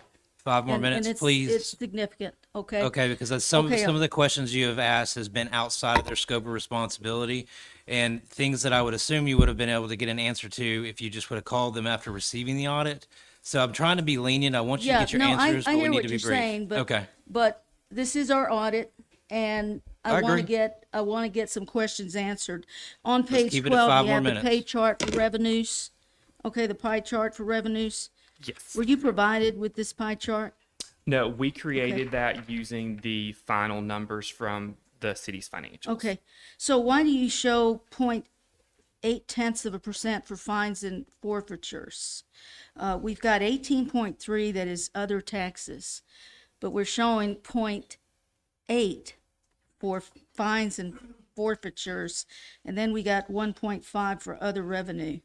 Yes, I would have to get our trial balance to break that out, but as total revenue, fines and forfeitures is not that much, which Yeah, would make sense because hopefully people aren't having to pay fines or getting things or assessing penalties. The other taxes do include the occupancy tax, so that's why it looks maybe disproportional. And I think right. Well, if, Let's let the mayor, I mean, this is a contractor. We've already blown the process as it is with this line of questioning. So please, Mayor. Elaborate on fines and forfeitures. Fines and forfeitures is the money that comes in for the court. So that's why it would be a very small amount compared to all the other revenues that come into the city, because I think this year we only budgeted $136,000 for that line. Thank you. one of the things that I would like to see in an audit is a section that's entitled Management's Discussion and Analysis, which lists a comparative summary of the major general fund sources of revenue, and you also have the major expenditures as well, where you're listing that, you're showing this so that we know what our salaries and benefits are, so that we know what our real estate ad valorem tax is, so that we know what our sales and tax is, and we're comparing them to the previous year. It gives us great management discussion and an analysis. And that's what I've seen in several audit reports, whether it's in banking or any institution, where you have this and you can look at it and you can really get an idea of where you are with revenues from the past, with expenditures from the past, and you get the whole picture on our salaries, our benefits, our utilities and communication, our intergovernmental services. So I would like to see that in an audit report, because that really helps us. And we're not having to dig through all kinds and try and asking our city clerk for this information. Right. More than happy to do updates to the MD&A section. If you could provide Lee examples, I would be happy to talk to our QC I department definitely will. and make sure, as long as it's in line with accounting standards, I don't see that as being a problem with providing that information. Okay, I did see some discrepancies, and I'm looking through my notes. I believe it was on page 14, this was not a discrepancy, but I do want to ask about it. On our capital reserve fund balance, it decreased from 10.2 million in 2023. I underlined this point here, non-spendable, which is restricted fund balance, was 210,000. And you note committed, I understand that to mean reserve fund balance, generally specified in council ordinances, totaled 0. I want to thank you for noting that. We didn't have an amount specified in council ordinances. And if my memory serves me right, and gentlemen, you can help me on this, we set a percentage of a minimum of 25% of our revenues to be in reserve that's restricted, because what we want to do is to make sure that if the economy takes a negative turn, that we're going to be able to pay our salaries, we're going to be able to pay our debt, we're going to be able to pay everything. And so when we have this set amount in reserve that's restricted, we're going to be okay. But right now it's 0. And you noted that, and I want to thank you for noting that. And that's something that we need to do, because you've noted it. And so, gentlemen, that's definitely something that does have that stewardship that needs to be there in making sure that we're going to be okay regardless of whatever happens in the future. I'm looking for the discrepancy. Okay, yes, it's on page 16. Under total long-term debt, you note that the city's debt increased by 3.9 million during the current fiscal year. And then you go on, this decrease. Thank you for your comments, Councilwoman Well, Cuellar. that's a discrepancy, and it needs to be corrected. That y'all That's the are reason more I'm than making welcome to that have that point. conversation amongst yourselves. It needs to be corrected. And also, on one Thank of you your for your pages, comments, you talked Councilwoman about Cuellar. community development Councilwoman Cuellar, thank authority. you for your That's comment. Commercial Development Authority. I will end this. Sorry, Council President Spivey, these Right. are important. We can't approve this audit without having these things corrected. We very much can. No, we we very can't. much can. It's an agenda item. There are 5 of us up here. If the other 4 of us are satisfied with what we are seeing, I appreciate your analytical spirit. I really do. But we received the audit. There's contact information on the audit. There A lot is. of this could have been taken care of before this moment. No, So it- thank it you for your couldn't. comments. It couldn't have been taken care of. Councilman before this Box moment. now has the floor. Thank you. Council President. Once again, I appreciate your inquisitive, Councilwoman Cuellar, and your thoroughness in looking at things. I got one question. I used to have a teacher all throughout high school, and bottom line is A's an A, a B's a B, a C's a C, a D's a D, and an F's an F. Can you compare this on a graded scale of that for me, please? I would say because we issued an unmodified opinion, you got an A. Now, what we can't do is, it is not our job, again, to say whether the city is using its financial resources to the best of its ability. All we can say is, these are the numbers, these are how it was spent, here's what came in, here's what went out. Thank you for that, and that's all my questions, Council. Press. Councilman Sims? Thank y'all for your hard work. Some people enjoy reading 90-something pages, but it's a lot to get through. But no, thank you. I don't have any questions. Just again, thank you for doing what you do and suggesting things that can get improved in the future for us.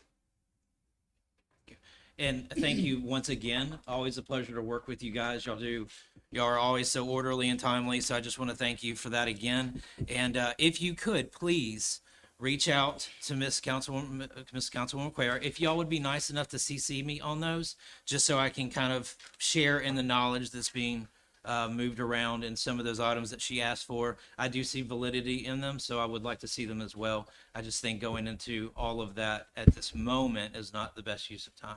So thank you very much for your presence this evening. Thank y'all so much for having us. And if anyone else has any questions they think of later, please feel free to reach out to me. Lee has my contact information. Thank you very much. Thank you. Y'all have a good night. All right. We're going to go back up to item number 1 on consent. Resolve the resolution 2024-R-32-A amends resolution 2024-R-32 that approves an alcohol license for Kent Store Development LLC, DBA Kent Quick 933, located at 4623 Grantswood Road, Suite 101, Irondale, Alabama 35210. It's a license. Councilman London, any questions? Okay. Councilwoman Cuellar? No questions. Councilman Box? No questions. Councilman Sims? No questions. Myself, no questions. We agreed to leave this on consent? Yes. Yes. Outstanding. All right. Item number 2, resolve that resolution 2024-R-48 declares certain items from the Irondale Police Department as surplus and not needed for public or municipal purposes, and authorizes the disposal of such property by Mayor James D. Stewart Jr. or his designee through sale at www.govdeals.com. Housekeeping issue. Councilman London, any questions? So this is not land, this is vehicles, right? These are 5 Okay. vehicles, I believe. All right, thank you. Councilwoman Cuellar? The only question I had on it says that they're unneeded. Are we going to be ordering more to replace these that are unneeded?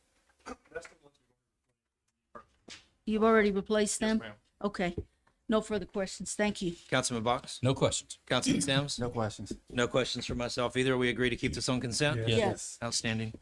Item number 3, resolve the resolution 2024-R-49 authorizes Mayor James D. Stewart Jr. or his designee to execute a memorandum of understanding with Culture City for sensory inclusive training for the Irondale Police Department.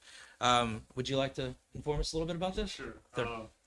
It's an organization that helps the police department in training and also equipment for citizens or population that deals with like PTSD, some of the dementia, Parkinson's, things like that, that have some type of sensory issue, that provides us training, also equipment to help deal with the situation, help them deal with the situation. Nice. So they're out of Homewood, I believe. Okay. They provide training and equipment. Councilman London, any questions for Chief? Yeah, I do have a question. Is this training available to the employees and fire? I'm not sure about it. This is just an agreement I had with us, so I can look into it and see Right. if they can provide additional Because training. you had a list of different autism and things Yeah. like that. You know, it's important, I think it's important that we all Right. recognize. I know they deal those with first situations. responders. They probably have an organization that, or a part of their organization that works with other first responders. Right. But this was just an agreement that we went to some training and was made aware of. So we were trying to get the opportunity to Yeah, work with I them. just think it's something that all of us needs to be kind of involved and recognized, because I deal with them every day, so, and I know Ms. Kim also deals with them every day. So, thank you for this. Yes, sir. Councilwoman Cuellar? Yes, only thing I want to do is thank Chief Wiggins for bringing this and having our officers trained on it. This is something that's very needed. I did look them up, and they do a magnificent work all over this country. So thank you for doing this and for getting our officers trained on it. Sure. Councilman Box? Chief, I want to appreciate you again, just echo their comments on it. I do, I hope this helps it will help our officers actually notice some of the telltale signs of PTSD or things like that, whether the person is diagnosed or undiagnosed. Is there anything on the upper levels of this where you respond to a situation that identifies a person and it would link to something that says this is a person that is diagnosed with PTSD?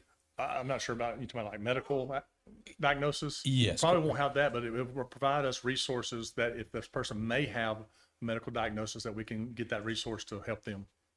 Very good. That's all my questions. Thank you. Councilman Sims? I think this is great. I mean, I think we have a great police department. I think this is going to make us better. Is the goal to eventually have 100% of the officers trained through this? Just, it'll take some time, obviously. Right. I think they base it on so many officers per year. Okay. Yeah, I think it was like their goal is half every other year. Right. So, how long, I guess maybe I missed it. How long is this agreement for? I think it's 2 or 3 years, yeah. Okay. No, thank you. Sure. And thank you once again. You know, a lot of issues present and situations can go badly. So I'm very thankful that, you know, you guys are getting trained, being aware of things to look for and everything like that, so that y'all can, you know, respond, you know, and keep us safe. And I understand there's no cost to this. Correct. Okay, They provide all the training loans. We have the agreement and fulfill the obligations with them and fulfilling the training and all that stuff. Perfect. They'll provide everything for us. Thank you, sir. Sure. We agree to keep this item on consent? Yes. Yes. Okay. Item number 4, Resolution 2024 R50 authorizes Mayor James D. Stewart Jr. or his designee to execute an agreement with Klein Tours Inc. in an amount not to exceed $1,530 for the provision of a charter bus and driver for Irondale Senior Activity Center program. Is Mrs. Kelly Sutton here to present this? Yes, ma'am. Would you come up and say a few words?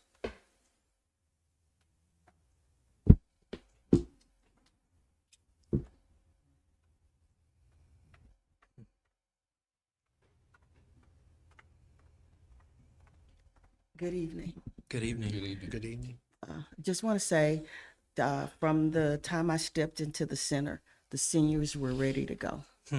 So we have finally worked out something where we can do a trip to where we're going to Scottsboro, unclaimed baggage. We'll go to the Scottsboro Boys Museum, which is a block down, and then we'll eat at Casey's Barbecue on the river. Nice. We've been given some funds from Joe Knight, and whatever we don't use, the ladies are willing to make up the rest with a check. Is that directly linked to item number 5? No. Okay, gotcha. Understood. We'll hold off on that. But Councilman it London? can be. It will be eventually. Okay, gotcha. Okay, Councilman London, any questions? No question. Councilwoman Cuellar? No questions. I just want to thank you for scheduling this trip. This sounds like it's going to be a lot of fun for our senior citizens, so thank It will you. be. Councilman Box, any questions? No questions. Councilman Sims? No questions. All right, and I just answered my question. One moment for us. Hang tight. Do we agree to keep this on consent? Yes. All right, outstanding.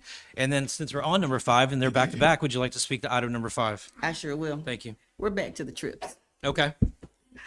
Basically, what we will do, and I wrote this because, and although the ladies do drive, they don't drive distances, and they don't drive at night.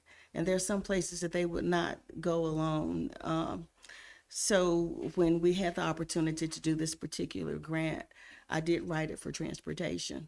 So what we'll be doing is splitting it, where we use some of that money and they use some of their money. Got it. And it sort of curtails the cost for them. Nice. Councilman London, any questions? No question. Councilwoman Cuellar? No questions. Councilman Box? No questions. Councilman Sims? No questions. And myself, no questions. Thank you very much. And we won't be gone any more than 3 times a year. Copy that. Thank you. Do we agree to keep item number 5 on consent? Yes. All right. Item number 6, resolve that resolution 2024 R52 authorizes Mayor James D. Stewart Jr. or his designee to execute an agreement with Vision Securities Technology in the amount of $9,568.36 for the purchase and installation of 3 cameras at Irondale City Hall. Self-explanatory. Is there anything you care to say about that item? No, 1 camera will be in revenue and 2 will be in court. We accept money there, so protection, audio and visual. Should anything happen, we would have. Thank you. Any questions, Councilman Linden? Question. Councilwoman Cuellar? You answered my questions. Thank you. Councilman Box? Same thing. Okay, Councilman Sims? No questions. And you've answered my questions. We agree to keep this item on consent? Yes. Yes. All right. Moving on to the regular agenda, resolved that Resolution 2024 R53 authorizes Mayor James D. Stewart Jr. or his designee to execute an agreement with Truist Bank for an ATM to be located at the Irondale Civic Center. This has Mr. Doss's name next to it. Is he here to present this, or would you like to present this for him, Mayor? He was. He I was. saw him earlier. Yeah. Yes, he was here. There he is. Okay. He'll do a better job. All right. Thank you, sir. No, you're fine. It's about the ATM. We're on the regular agenda item for the ATM. I just wanted to see if there was anything you had to say about it. Okay. Is it this? It's same agreement and everything that we've already. Okay. Just had a lot of renters request it, so Okay. that's the reason we're trying to get it. Thank you, Councilman Linden. No question. Councilwoman Cuellar. Yes, when we discussed this, I believe it was back in February, I noted that it would be a good idea to get some additional financial institutions to provide us. And it was pulled, and I offered to look into this. Now, Council President Spivey, you had mentioned to me that you were going to have someone from Regions Bank and give me that information, and I waited for you. But after a while, I couldn't wait. So I do have a couple of agreements that are due. One is due tomorrow. The other is due by the end of the week. A gentleman by the name of Chip Smith would have been here today to present it, but he was in Memphis. He has assured me that he will get it to me tomorrow, but I do think it's one that we do need to look at, because when you look at the ATM, the city should be benefiting from it from a income level, and it's why I felt that we needed to get some additional agreements, proposals by people that are in the ATM business. And so I'm asking that we postpone this for the next council meeting. We will then have the agreements and can look at them and can make one that it really is in the best interest of the city, and not just one that doesn't really benefit us other than just having an ATM there. If we can generate some revenue from an ATM, I'd like us to take advantage of that opportunity. Fair enough. Councilman Box, any comments, questions, or suggestions following Councilwoman Cuellar's comments? I believe she has a validity there, so I Okay. would be willing to wait and hear the other options. Okay. Councilman Sims?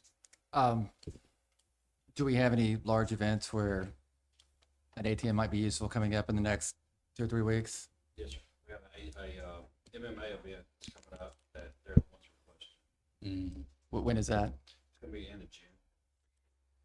We'll Do you have know them how by the long, next council meeting. I One guess, if this agreement were to get approved, do you know how long it would be before they're able to get one in?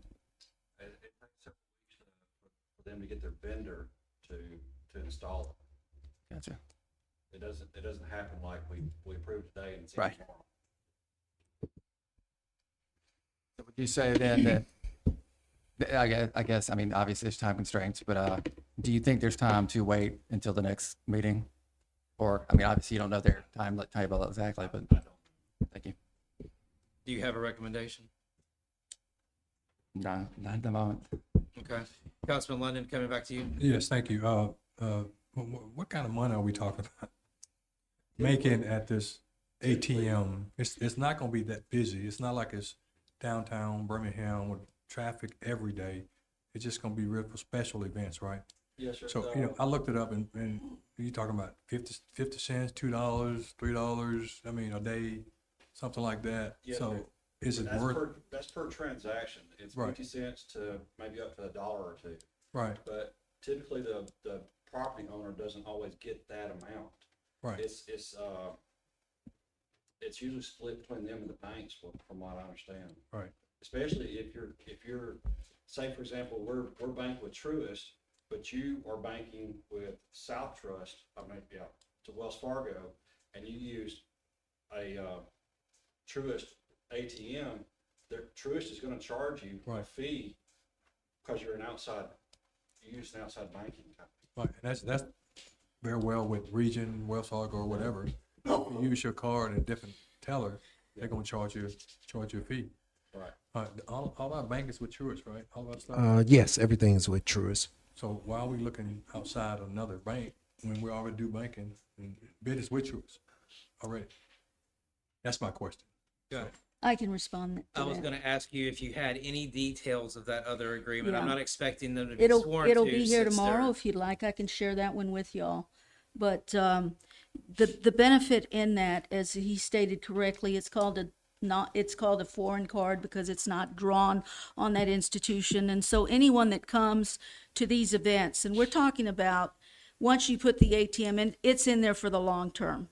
Okay, so you're gonna have people that use the ATM to make a withdrawal. It's called a foreign card. The bank will get that transaction fee, and the city can share in those revenues each time that it's used.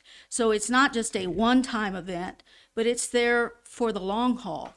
And this is why I'm saying, for an institution to come to us and they're the ones generating everything and we're not, it just there's some other options, and it's why I wanted to get some other agreements. Specific question though, do you have an idea of what the other agreement is proposing?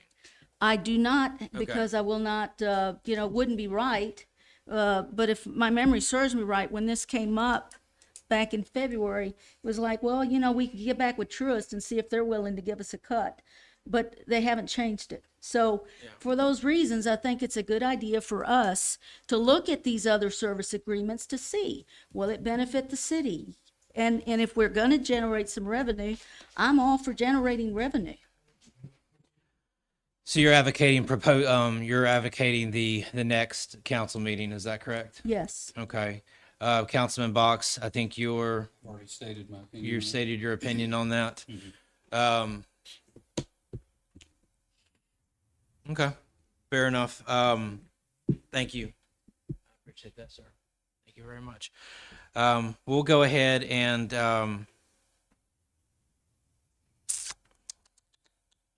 I see the value in both sides of the opinion. I'm fine with postponing it 2 weeks. So that's 3 advocates of postponing that. We'll just go ahead and postpone it.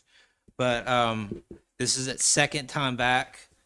I want to go ahead and put a check mark next to this Right. box at the next meeting. Yes, and if you Okay. would like your contact at Regions to, I already have an Yeah. answer for you, and I apologize for not sharing that with you. okay, thank you. So I have one question. Mhm. So if we get hers back and we don't like it, this goes back on there? Absolutely. We're Agenda? postponing this till the next meeting. So this item is gonna be back on the agenda? Absolutely. Okay. And again, when you look at these agreements, the council decides on which one is in the best interest of the city, and you go with Understand. that. I understand. Item number 8, resolve that resolution 2024 R54 accepts the bid from Morrow Water Technologies, Inc. in the amount of $479,450, even for the drilling of test wells in the city of Irondale, and authorizes Mayor James D. Stewart Jr. or his designee to execute an agreement with Morrow Water Technologies, Inc. related thereto in amount not to exceed $479,450 even. And thank you for just going ahead and walking on up to the podium. I appreciate that. So obviously Mayor Stewart talked a little bit about this in the water board meeting that we had earlier. This is a potential to drill 5 test wells. That is worst case scenario. Lord willing, we will not drill 5 test holes. We will hit gold on the first one. And then, so this is priced by unit. So we are not obligated. If we hit water the first well, then we just pay for what we done. This is just up to 5. We have some potential spots. Obviously, the well 2 is in a different aquifer. So we're going to kind of try to stay on the Ruffner side, on the Ruffner Mountain, on the Fort Payne. Seems to be a little better water on that side. So that's our goal. They are a year out on test drilling. So it's basically get in line. We're not the only municipality or water system that is pursuing different water sources. So this is a very hot topic at the moment. So it's an extensive line to get in. So this will hold our spot. I think they have a mobilization time of 365 days. That's pretty standard at the moment. It's a, if you got a drill rig, go drill some wells. It's the time to do it. Councilman Linden? So is it a budgeted item already? No budget? I would say it would be a capital. It's unbudgeted. Yeah. Councilwoman Quayle? No questions. Councilman Box? No, he answered everything for me. Councilman Sims? No questions. Okay. And myself, no questions either. Thank you, sir. Can we move this to consent, or do we need to It's go? because it's actually going to need to go through the ordinance process. Councilman Okay. London asked my question, so yes, we're going to have to run it. It will remain a resolution, but it will go through the ordinance steps. But thank you for asking. Item number 9, resolve that resolution 2024 R55 approves the fiscal year 2023-24 general fund budget. Now, this item, along with all the way through, so 10, 11, 12, 13, 14, and 15 are all regarding budgets. All right, they're on our agenda. We can deliberate these, but I am asking, and I've already asked the mayor if it is okay if this gets postponed. He says it is. I'm assuming I didn't say specifically which ones. I made a broad statement. I think you answered broadly. Okay. So I am asking if y'all would like these postponed for further review. We can keep them on the agenda and go through it, but I know typically we usually spend a little time through this process. Councilman London, what say you? This question, can we pass them tonight and then review and then make the adjustments for the next time? I mean, we can always make Because- adjustments to any budget. Because I've been hearing, we need a budget, we need a budget, we need a budget, we need a budget. Now we're here to put a budget on tap. It's an opportunity to put the budget out there, and then if I want to meet and talk about it, I'm okay with that also. Okay. Councilwoman Quayle? Yeah, I had been asking for a budget because our extended budget was ending in March, and we never got it. We never got the budget. We didn't get the audit, and it's why I was asking, when are we getting the budget? Because we are responsible for the finances. And I'm looking at this budget.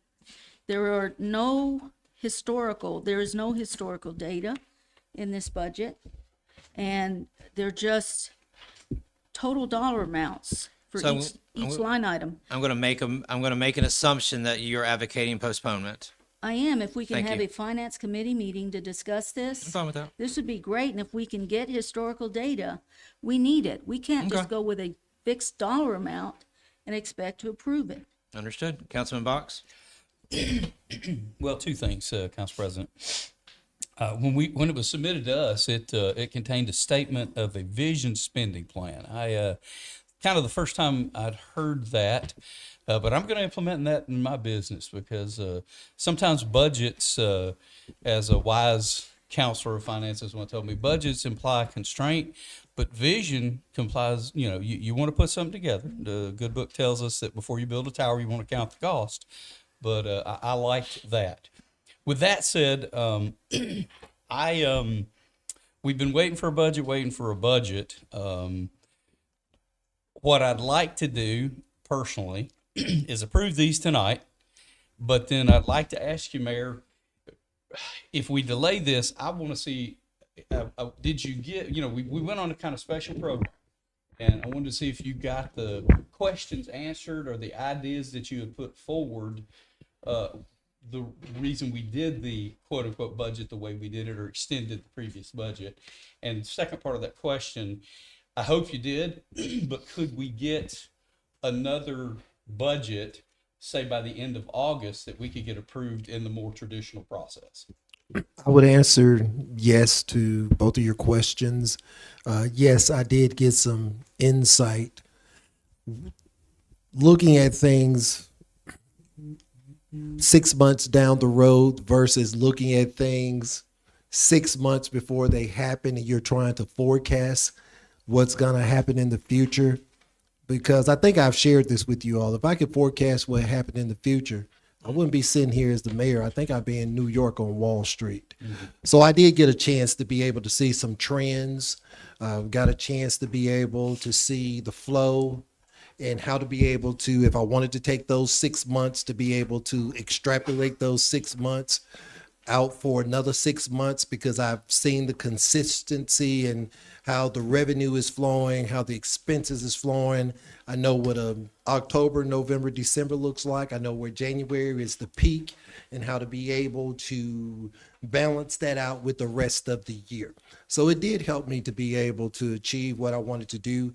That's why I moved and stopped talking about that we want to create a budget, but we want to be able to create a vision, because the vision is nothing more, the budget is nothing more than your vision in numbers.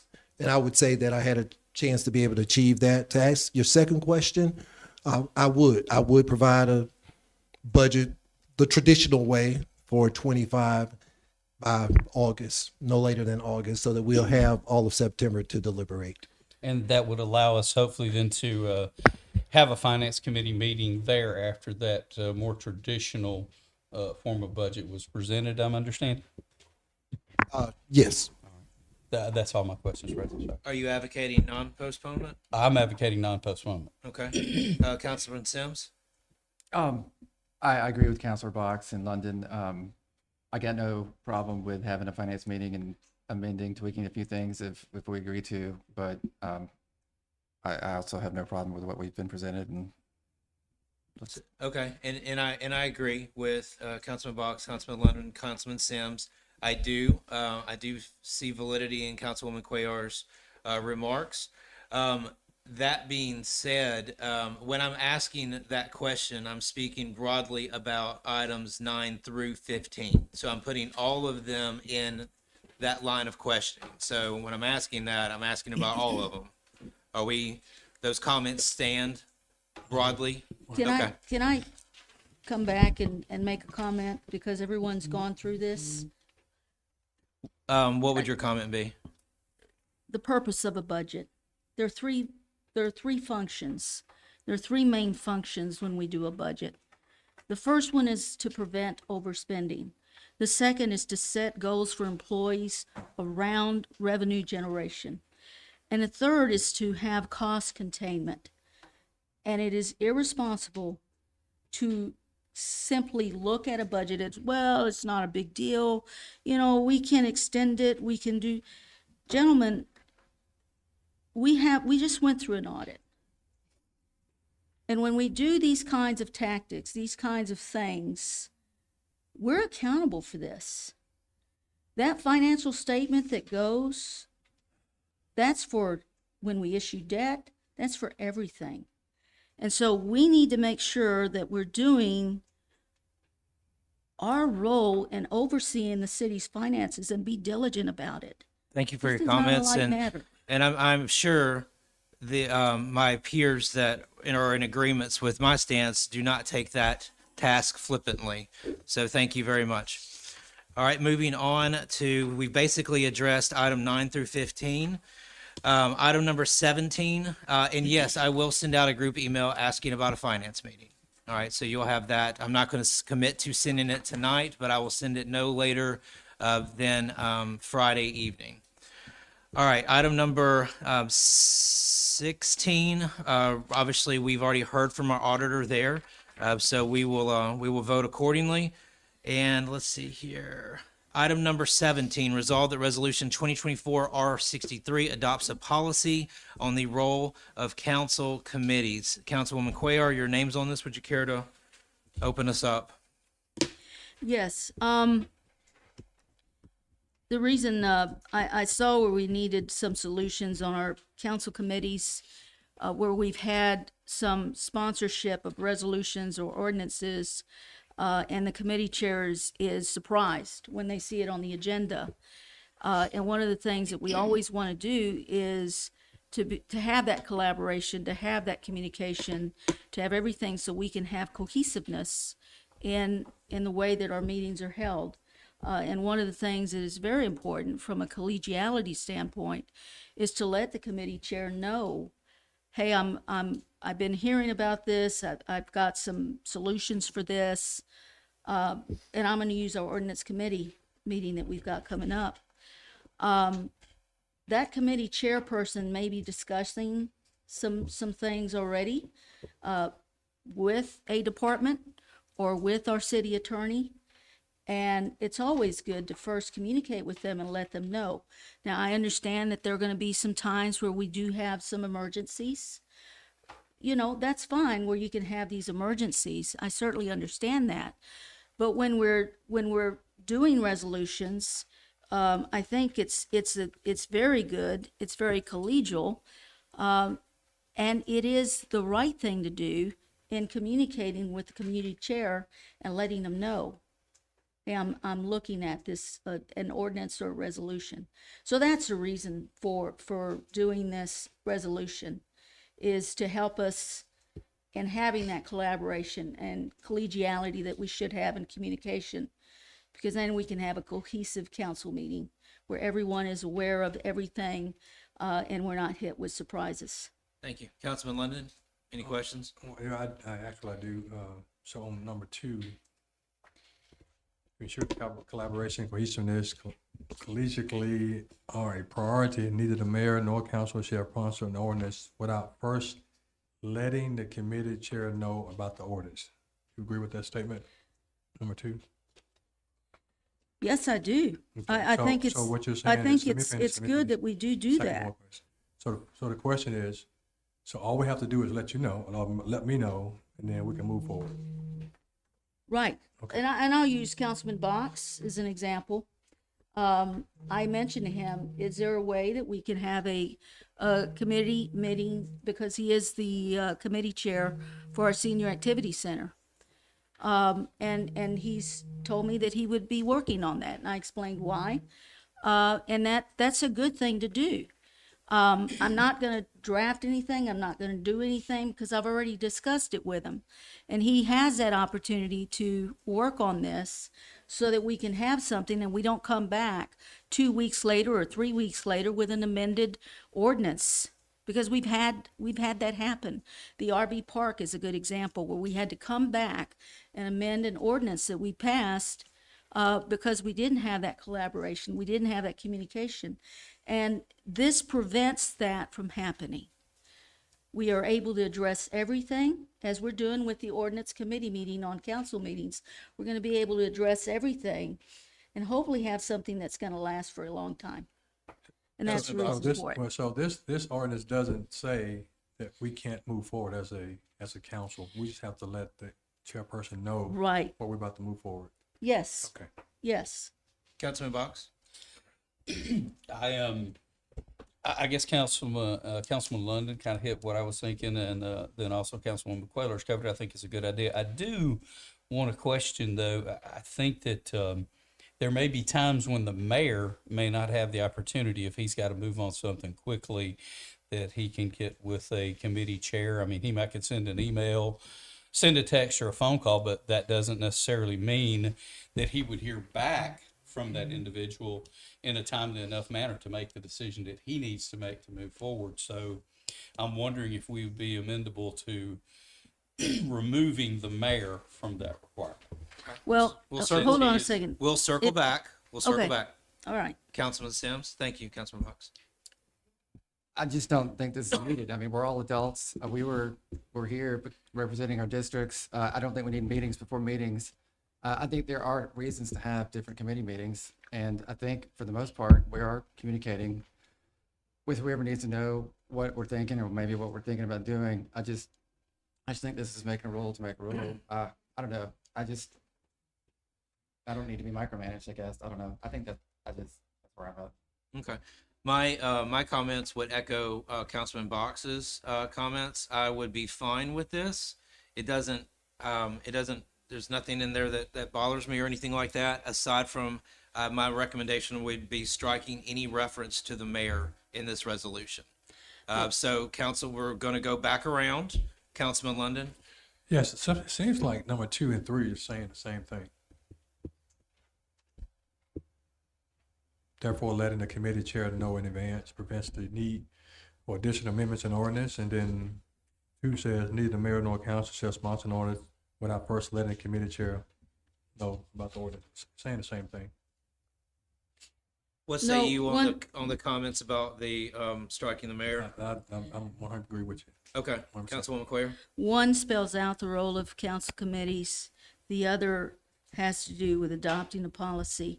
In response to Councilman Box, when he stated, the mayor may have an emergency, I would like to remind y'all that when it comes to an expenditure, the mayor can't act without the council. So it doesn't take a long time to send an email to the committee chair and say, hey, I would like to spend this, and let us know, so that when we do come to the council meeting to approve this expenditure, it is done. We have that communication, we have that collaboration, we have that cohesiveness that we need to have, and we have that collegiality. So if you're talking about an emergency, this works with that emergency. Send the email, okay? But at the end of the day, the council's still going to have to meet to approve an expenditure. So it's not something that the mayor can do on his own. It needs to have the council to approve it. Can I speak to, or do you want me I guess to we wait? are. I guess we are talking about. Yeah, this, you are so, talking yeah, I about guess- me I while I'm guess- sitting Well, up here. you're talking about So, the mayor, this is why. Yeah, so I'm not a dummy just sitting over here like I can't hear what everybody is. I thought you were an eagle just perched up. Yeah, I am. I'm just, but I would like to say this. The reason that we went to making sure that we provide you all the agenda on a Thursday, because you wanted to get the information in time to know what was on there, to know what needed to take place. Therefore, I do not see why me, being the mayor, I have to send something to you all to ask if I can put it on the agenda. That's not you all's job to manage me. You don't manage me. Yes, you approve stuff, but you don't jump over to the side of being a legislative body. Now you want to manage the mayor to be able to tell the mayor what he's going to do. So you're not going to tell me that I need to submit something to a committee before I put it on the agenda, because I'm not going to do that, because you all don't have the power to tell me to do that. Fair enough. Thank you. Council Box, does your comments change? No, my comments haven't changed. Okay. I do agree with a level of collegiality, and I'll just be blunt, guys. We got to learn how to get along better up here. And we've been together 3 years, and we've made efforts. We failed. We need to make better efforts.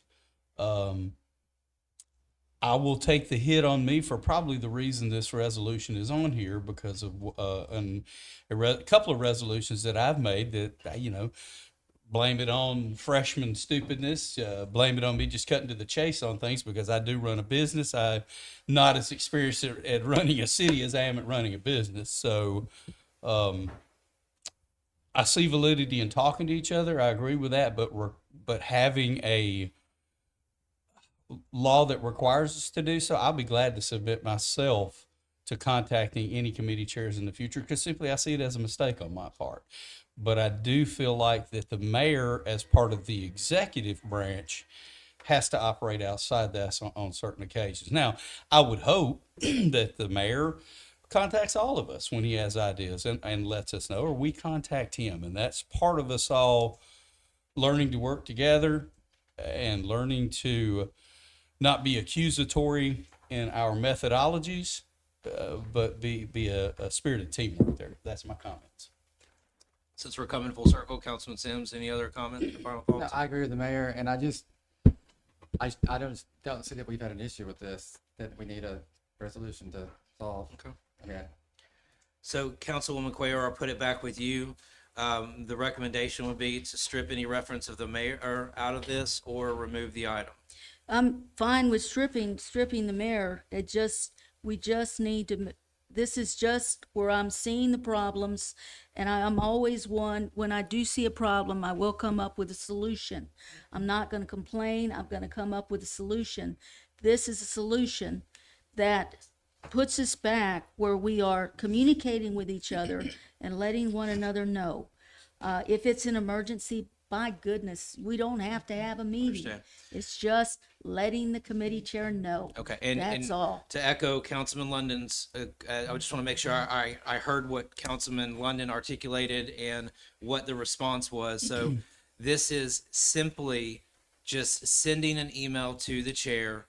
I don't necessarily need to wait for a response from you, but I'm just sending you, just saying, hey, if you want to respond and if I choose to read it or change my tactic, I can do all that. But I've done my job by just saying, hey, Cindy, I'm going to do this. That satisfies it. what you're talking about, right? So if you're willing to strip the language on the mayor, I'm willing to keep it up That's for a fine. vote. We can do that. Fair enough. Thank you. Council President, is this something that could be moved to the consent agenda, or is it already on the consent agenda?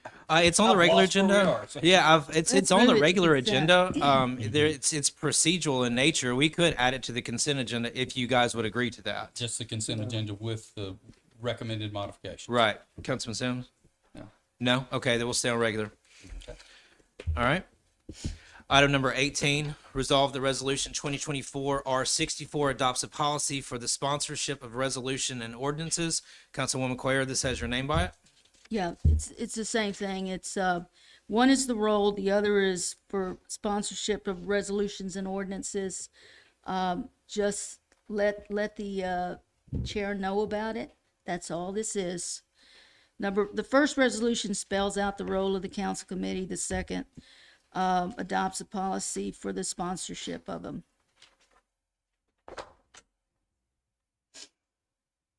Councilman London?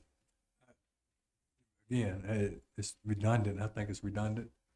Same thing, saying the same thing. I have to let her know, or let me know if you have something as far as parks and concerned. I don't think we need it, this part of it, because it's the same thing. I'm saying it's the same thing. Sponsorship, letting you know, it's all the same stuff. Councilman Bach? When I looked into this a little bit, I thought there was a requirement there for the sponsor of the bill, be it a department head, to be present. Am I inaccurate in my reading, or was I reading something differently? No, what it does is if they have an unforeseen emergency, they're free to have someone come to the council meeting and explain, because we will have questions on that. So if they're not present, it's important for someone to be present. So they have a way to have someone step in if they have an unforeseen emergency. It provides a way for everyone to have any questions that the council has addressed during a council meeting. That's all that does. So it's not saying, well, you have to be present, otherwise we're going to postpone it. No, it says if you're not present, you have an unforeseen emergency, you can have someone come and present your resolution or your ordinance. So my question is that's a directive from the council? Let's come It's back. not a around. directive. Let's come back around on that. Yeah, because I want to speak to that. Yeah, we'll get there. I'll put you in the rotation, Mayor. Councilman Box? Well, this was, I was the one that asked the question. I Yeah. think Councilman Sims has. I'm sorry, I something apologize. he's gonna add to. Okay, gotcha. Councilman Sims? I just don't see this as an issue we've been having. I mean, have we had issues with this in the past? There We might have. be an instance that comes to Every mind. Once and forever? I mean, I don't know. Okay. I just don't see this as a problem that needs to be solved because Three I haven't. times. I don't feel like we've had this issue. that Okay. It's been where, the meeting ground to a halt because someone's not here. And that's your comment on it? A comment. Okay, my comment stands on the fact that I am probably going to echo a lot of the sentiments that the mayor is going to be probably mentioning in a moment. We cannot require or make or enforce or tell a city employee to do anything by mandate. That's not our job. That falls outside of our roles and responsibilities. If Doss is sponsoring something and he's not here, we can't say, well, you should have been here to do that. We cannot direct, Mr. Doss to do anything. So that's my number one on this. And then my number two on it is I echo kind of similar to Councilman Sims on the fact that I think we're kind of making a rule.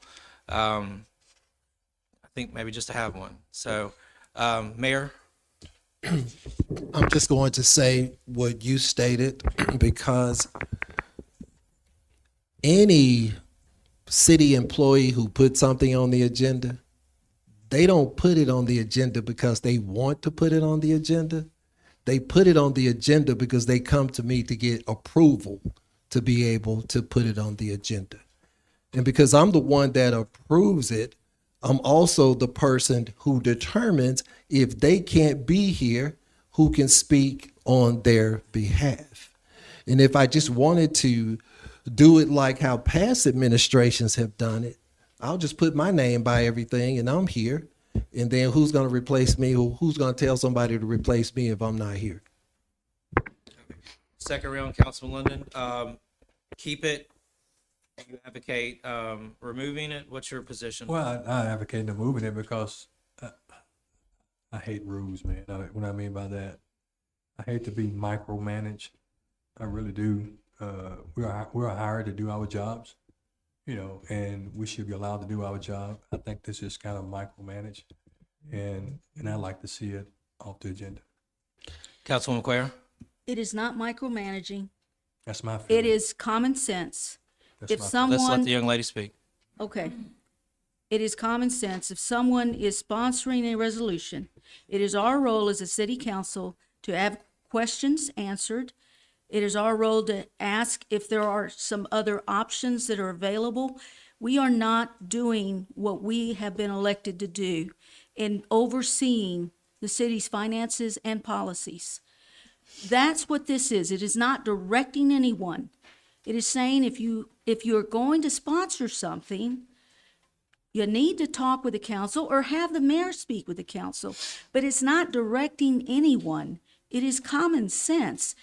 I cannot sponsor something as a council member and not show up to explain what it's about when you're having the meeting.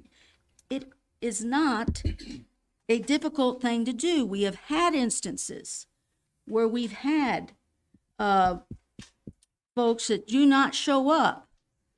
And I've got questions. Now, I don't want to postpone something just to postpone it. But if you're not going to respond to the questions that the council has by not showing up, or there's not someone that can answer, then yeah, then that would be a legitimate reason to postpone something. But when you can have someone to fill in for you, and that those solutions are in this resolution where someone can fill in and can answer the questions on anything that's on the agenda that is sponsored by an individual, whether it's the mayor, if the mayor can't be present, the council president can present it. It's so easy. It's not a complicated thing to do, gentlemen. It just helps us in getting answers to questions on our role as a council. That's all this is. It is not intended to be anything than that. Thank you. Not intended to micromanage. Thank you. Councilman Box, keep it, remove it. Let it have a vote. I'll say let it have a vote. Let's let it have a vote. Okay. Let it have a vote. Everything deserves a vote. We need to get along better. That made that point. Fair enough. Let it have a vote. Okay. Councilman Sims, keep it, remove it. Let it go for a vote. It doesn't matter. I mean, I do believe with Council Quayle, it is common sense. I just don't need to think we need to be passing resolutions about stuff that's common sense. I mean, Okay. it hasn't Well, we been an will issue. leave it on the agenda and we'll let it go for a vote. All right, item number 18. Item number 19, resolve the resolution 2024 R65 authorizes Mayor James D. Stewart Jr. or his designee to execute an amendment to an agreement with Charles Williams and Associates to amend the fee owed for architectural and engineering services for the new Irondale Public Library. I understand there's a little bit of difference in figures. This is why this is here. Mayor, is there anything you care to say on this?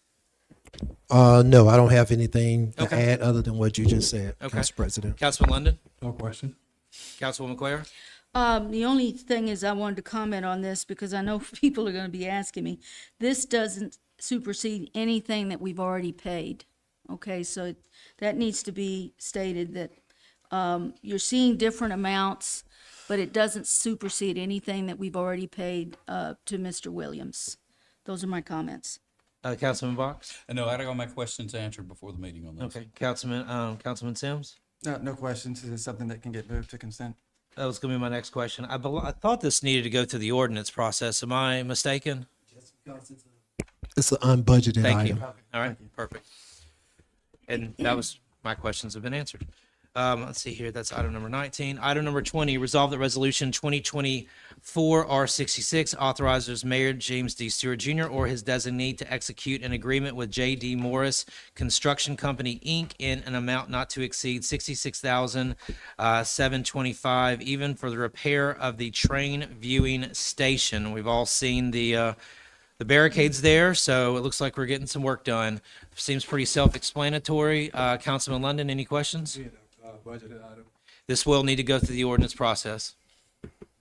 Councilwoman Cuellar? No questions. Councilman Box? No questions. Councilman Sims? I just did, I spoke to Frank this morning and I forgot to ask him one thing. If this gets approved, do we know how quick it should get started? And is there a timeline like when it should be wrapped up? Currently, it's the group that's working on the sidewalk. They're about to be able to wrap that up. I'm going to say just a couple of weeks. They should be able to mobilize to begin the repairs. Thank you. Thank you. And that's my question as well. So once again, that will need to go, it'll remain a resolution, just like the others that we're pumping through this process, but it will need to go through the ordinance process.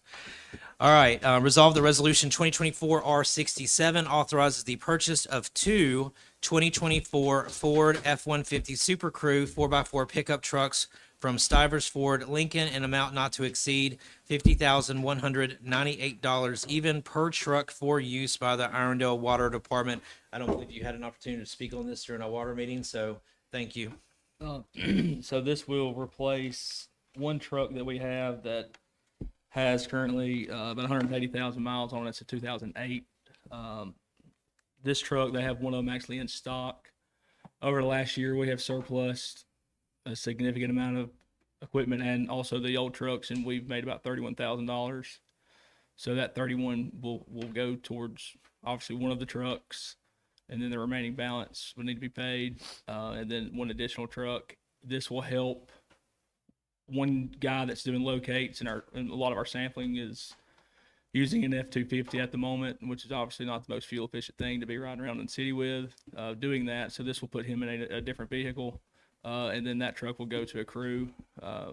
They'll allow them to move equipment a little easier and do some other things. Councilman London? No questions. Councilwoman Cuellar? No questions. Councilman Box? No questions. Councilman Sims? No questions.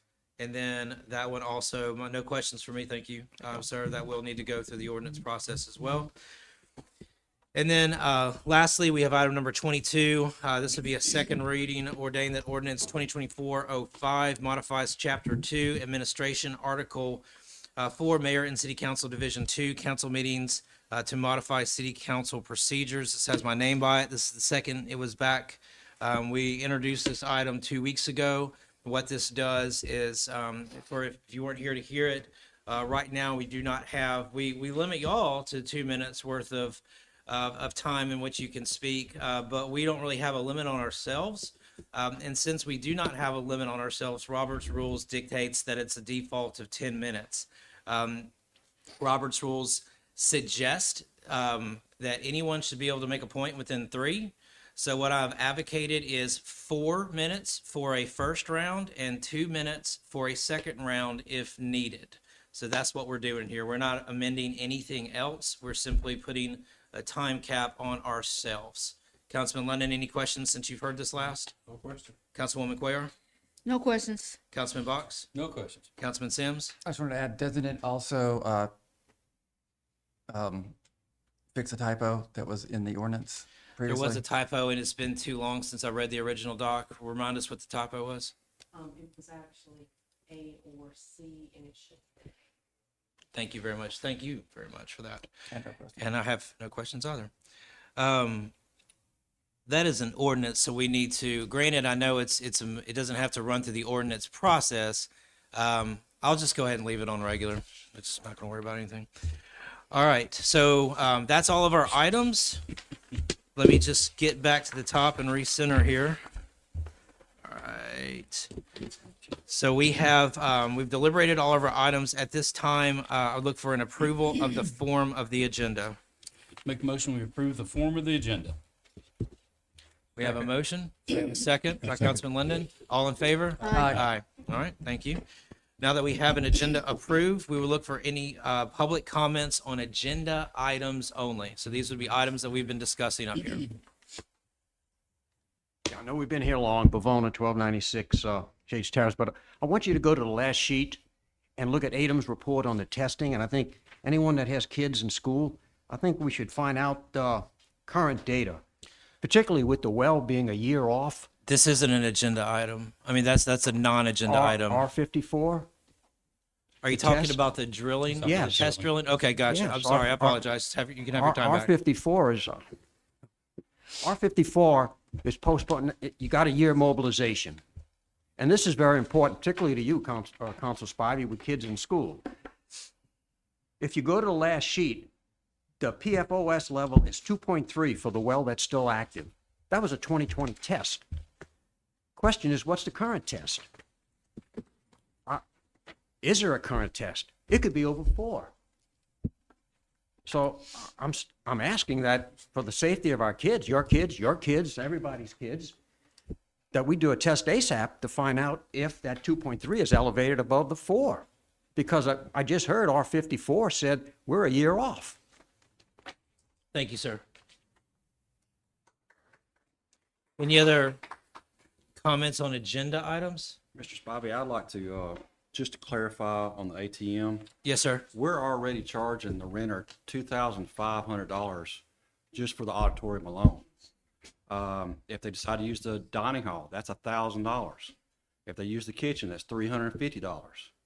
There's also a $250 cleanup fee for the restrooms. If we do charge for an ATM, 50 cents, $1, we have 300 people use it. You're looking at $300 a month. I don't see, the bank has already given us the ATM for free. They're not charging us for it. The only thing it's going to cost us is the electricity to run the ATM.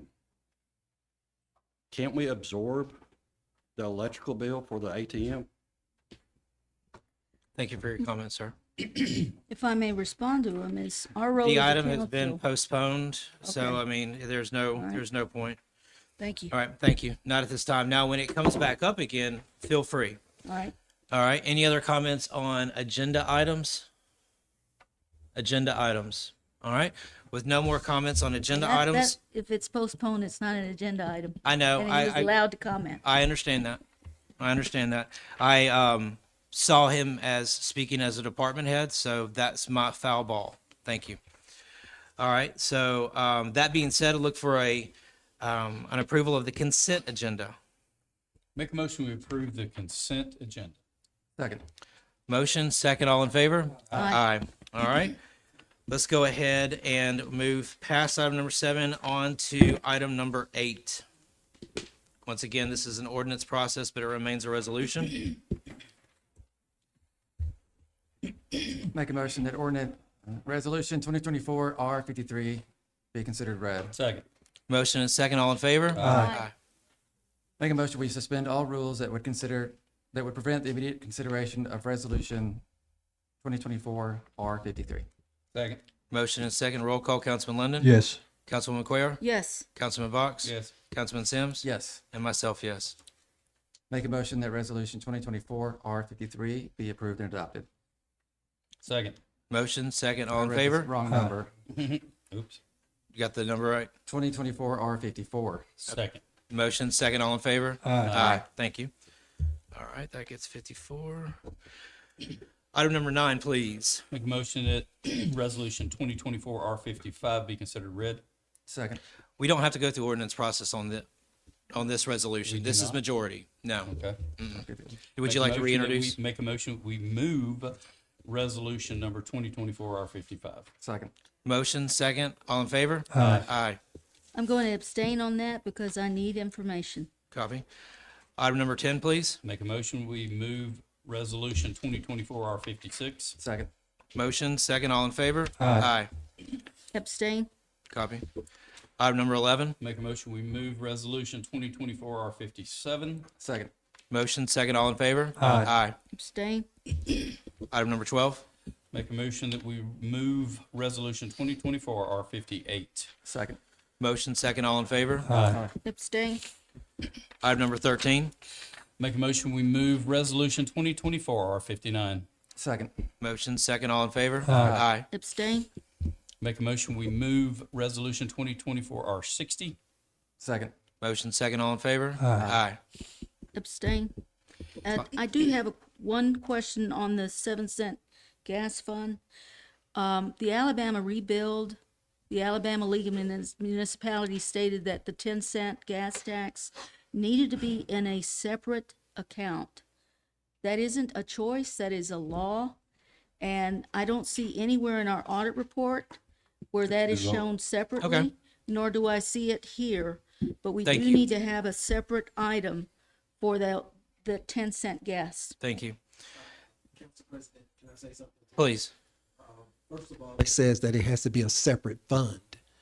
Because it's a separate fund, it doesn't mean that it has to be voted on separately. It just has to be segregated in a different fund. And we do have it segregated in a separate fund. Thank you for the clarification.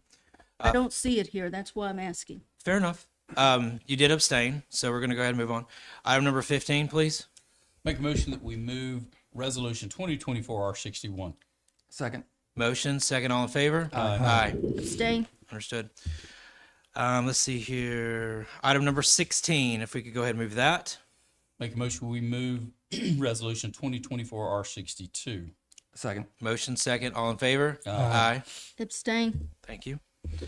All right. Let's go ahead and go with item number 17. Once again, reminding that mayor is excluded from the language. If someone would like to move that item. I make a motion that resolution 2024-R63 be approved. We have a motion. Do we have a second? Is it a process? Does this have to go through a process, or is it a? Just a regular. It's a resolution, and it doesn't involve a non-budget item, so this is a majority vote. So are you moving the motion with the removal of the mayor? Yes. No, okay. Second. Pause. I would specifically state that it changes that. Okay, I know I kind of front-loaded that. I thought I would satisfy that requirement, but you're talking about the person introducing it needs to go ahead and make that comment. Am I hearing you correctly? Okay, gotcha. I make a motion that resolution 2024-R63 be approved with the changes as discussed. Second. Motion, second, all in favor? Aye. No. John, Councilman Lennon opposed? Okay. Item number 18, please. I make a motion that resolution 2024-R64 be approved with the items, the amended items that were discussed. Second.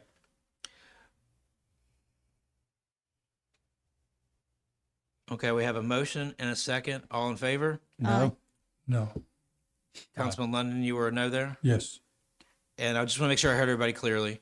Councilman Sims was a no. Correct. And then I was a no. Okay. Yes, ma'am. That's why I paused for a second. I was hoping that someone else kind of caught that because, yeah. I knew that there were changes talked about on R63. I just did not put them on R60. I didn't hear any changes on R64, but I just chalked it up to maybe I just missed something. I thought the changes were with the mayor.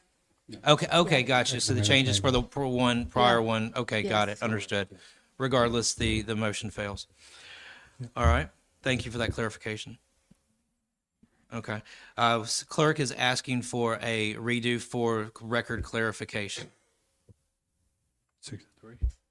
You're asking specifically for 64, correct? The whole thing or just the votes? I didn't hear a second. Councilman Bach seconded. I made the motion. And then Councilman London and Sims and myself are no's. Okay, thank you. Item number 19. Once again, this one needs to go through the ordinance process, remaining a resolution. Make a motion that resolution 2024 R65 be considered read. Second. Motion second, all in favor? Aye. Excuse me. Make a motion that resolution 2024 R65 that we suspend all the rules, that would prevent the immediate consideration of resolution 2024 R65. Second. Motion second, roll call, Councilman London? Yes. Councilwoman Cuellar? Yes. Councilman Box? Yes. Councilman Sims? Yes. And myself, yes. Finally, I make a motion that resolution 2024 R65 be adopted and approved. Second. Motion, second, all in favor? Aye. Aye. Okay. Item number 20, ordinance process remaining a resolution. I make a motion that resolution 2024-R66 be considered read. Second. Motion, second, all in favor? Aye. I make a motion that we suspend all rules that would prevent the immediate consideration of resolution 2024-R66. Second. Motion, second, roll call, Councilman Lennon? Yes. Councilwoman Quayle? Yes. Councilman Box? Yes. Councilman Sims? Yes. And myself, yes. I make a motion that resolution 2024-R-66 be adopted and approved. Second. Motion, second, all in favor? Aye. Thank you. All right, and item number 21 remains a resolution, but ordinance process.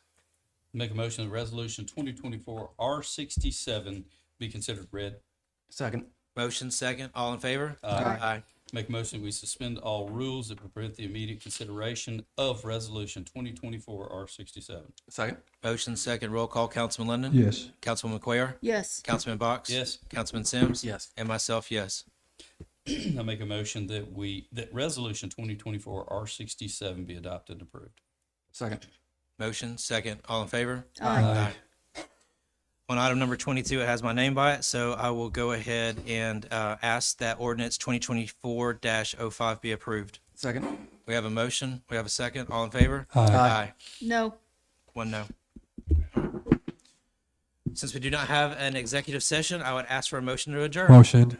Motion, seconded, Second. seconded by Councilman Sims, all in favor? Aye. All right. Did you keep track of all that? Okay.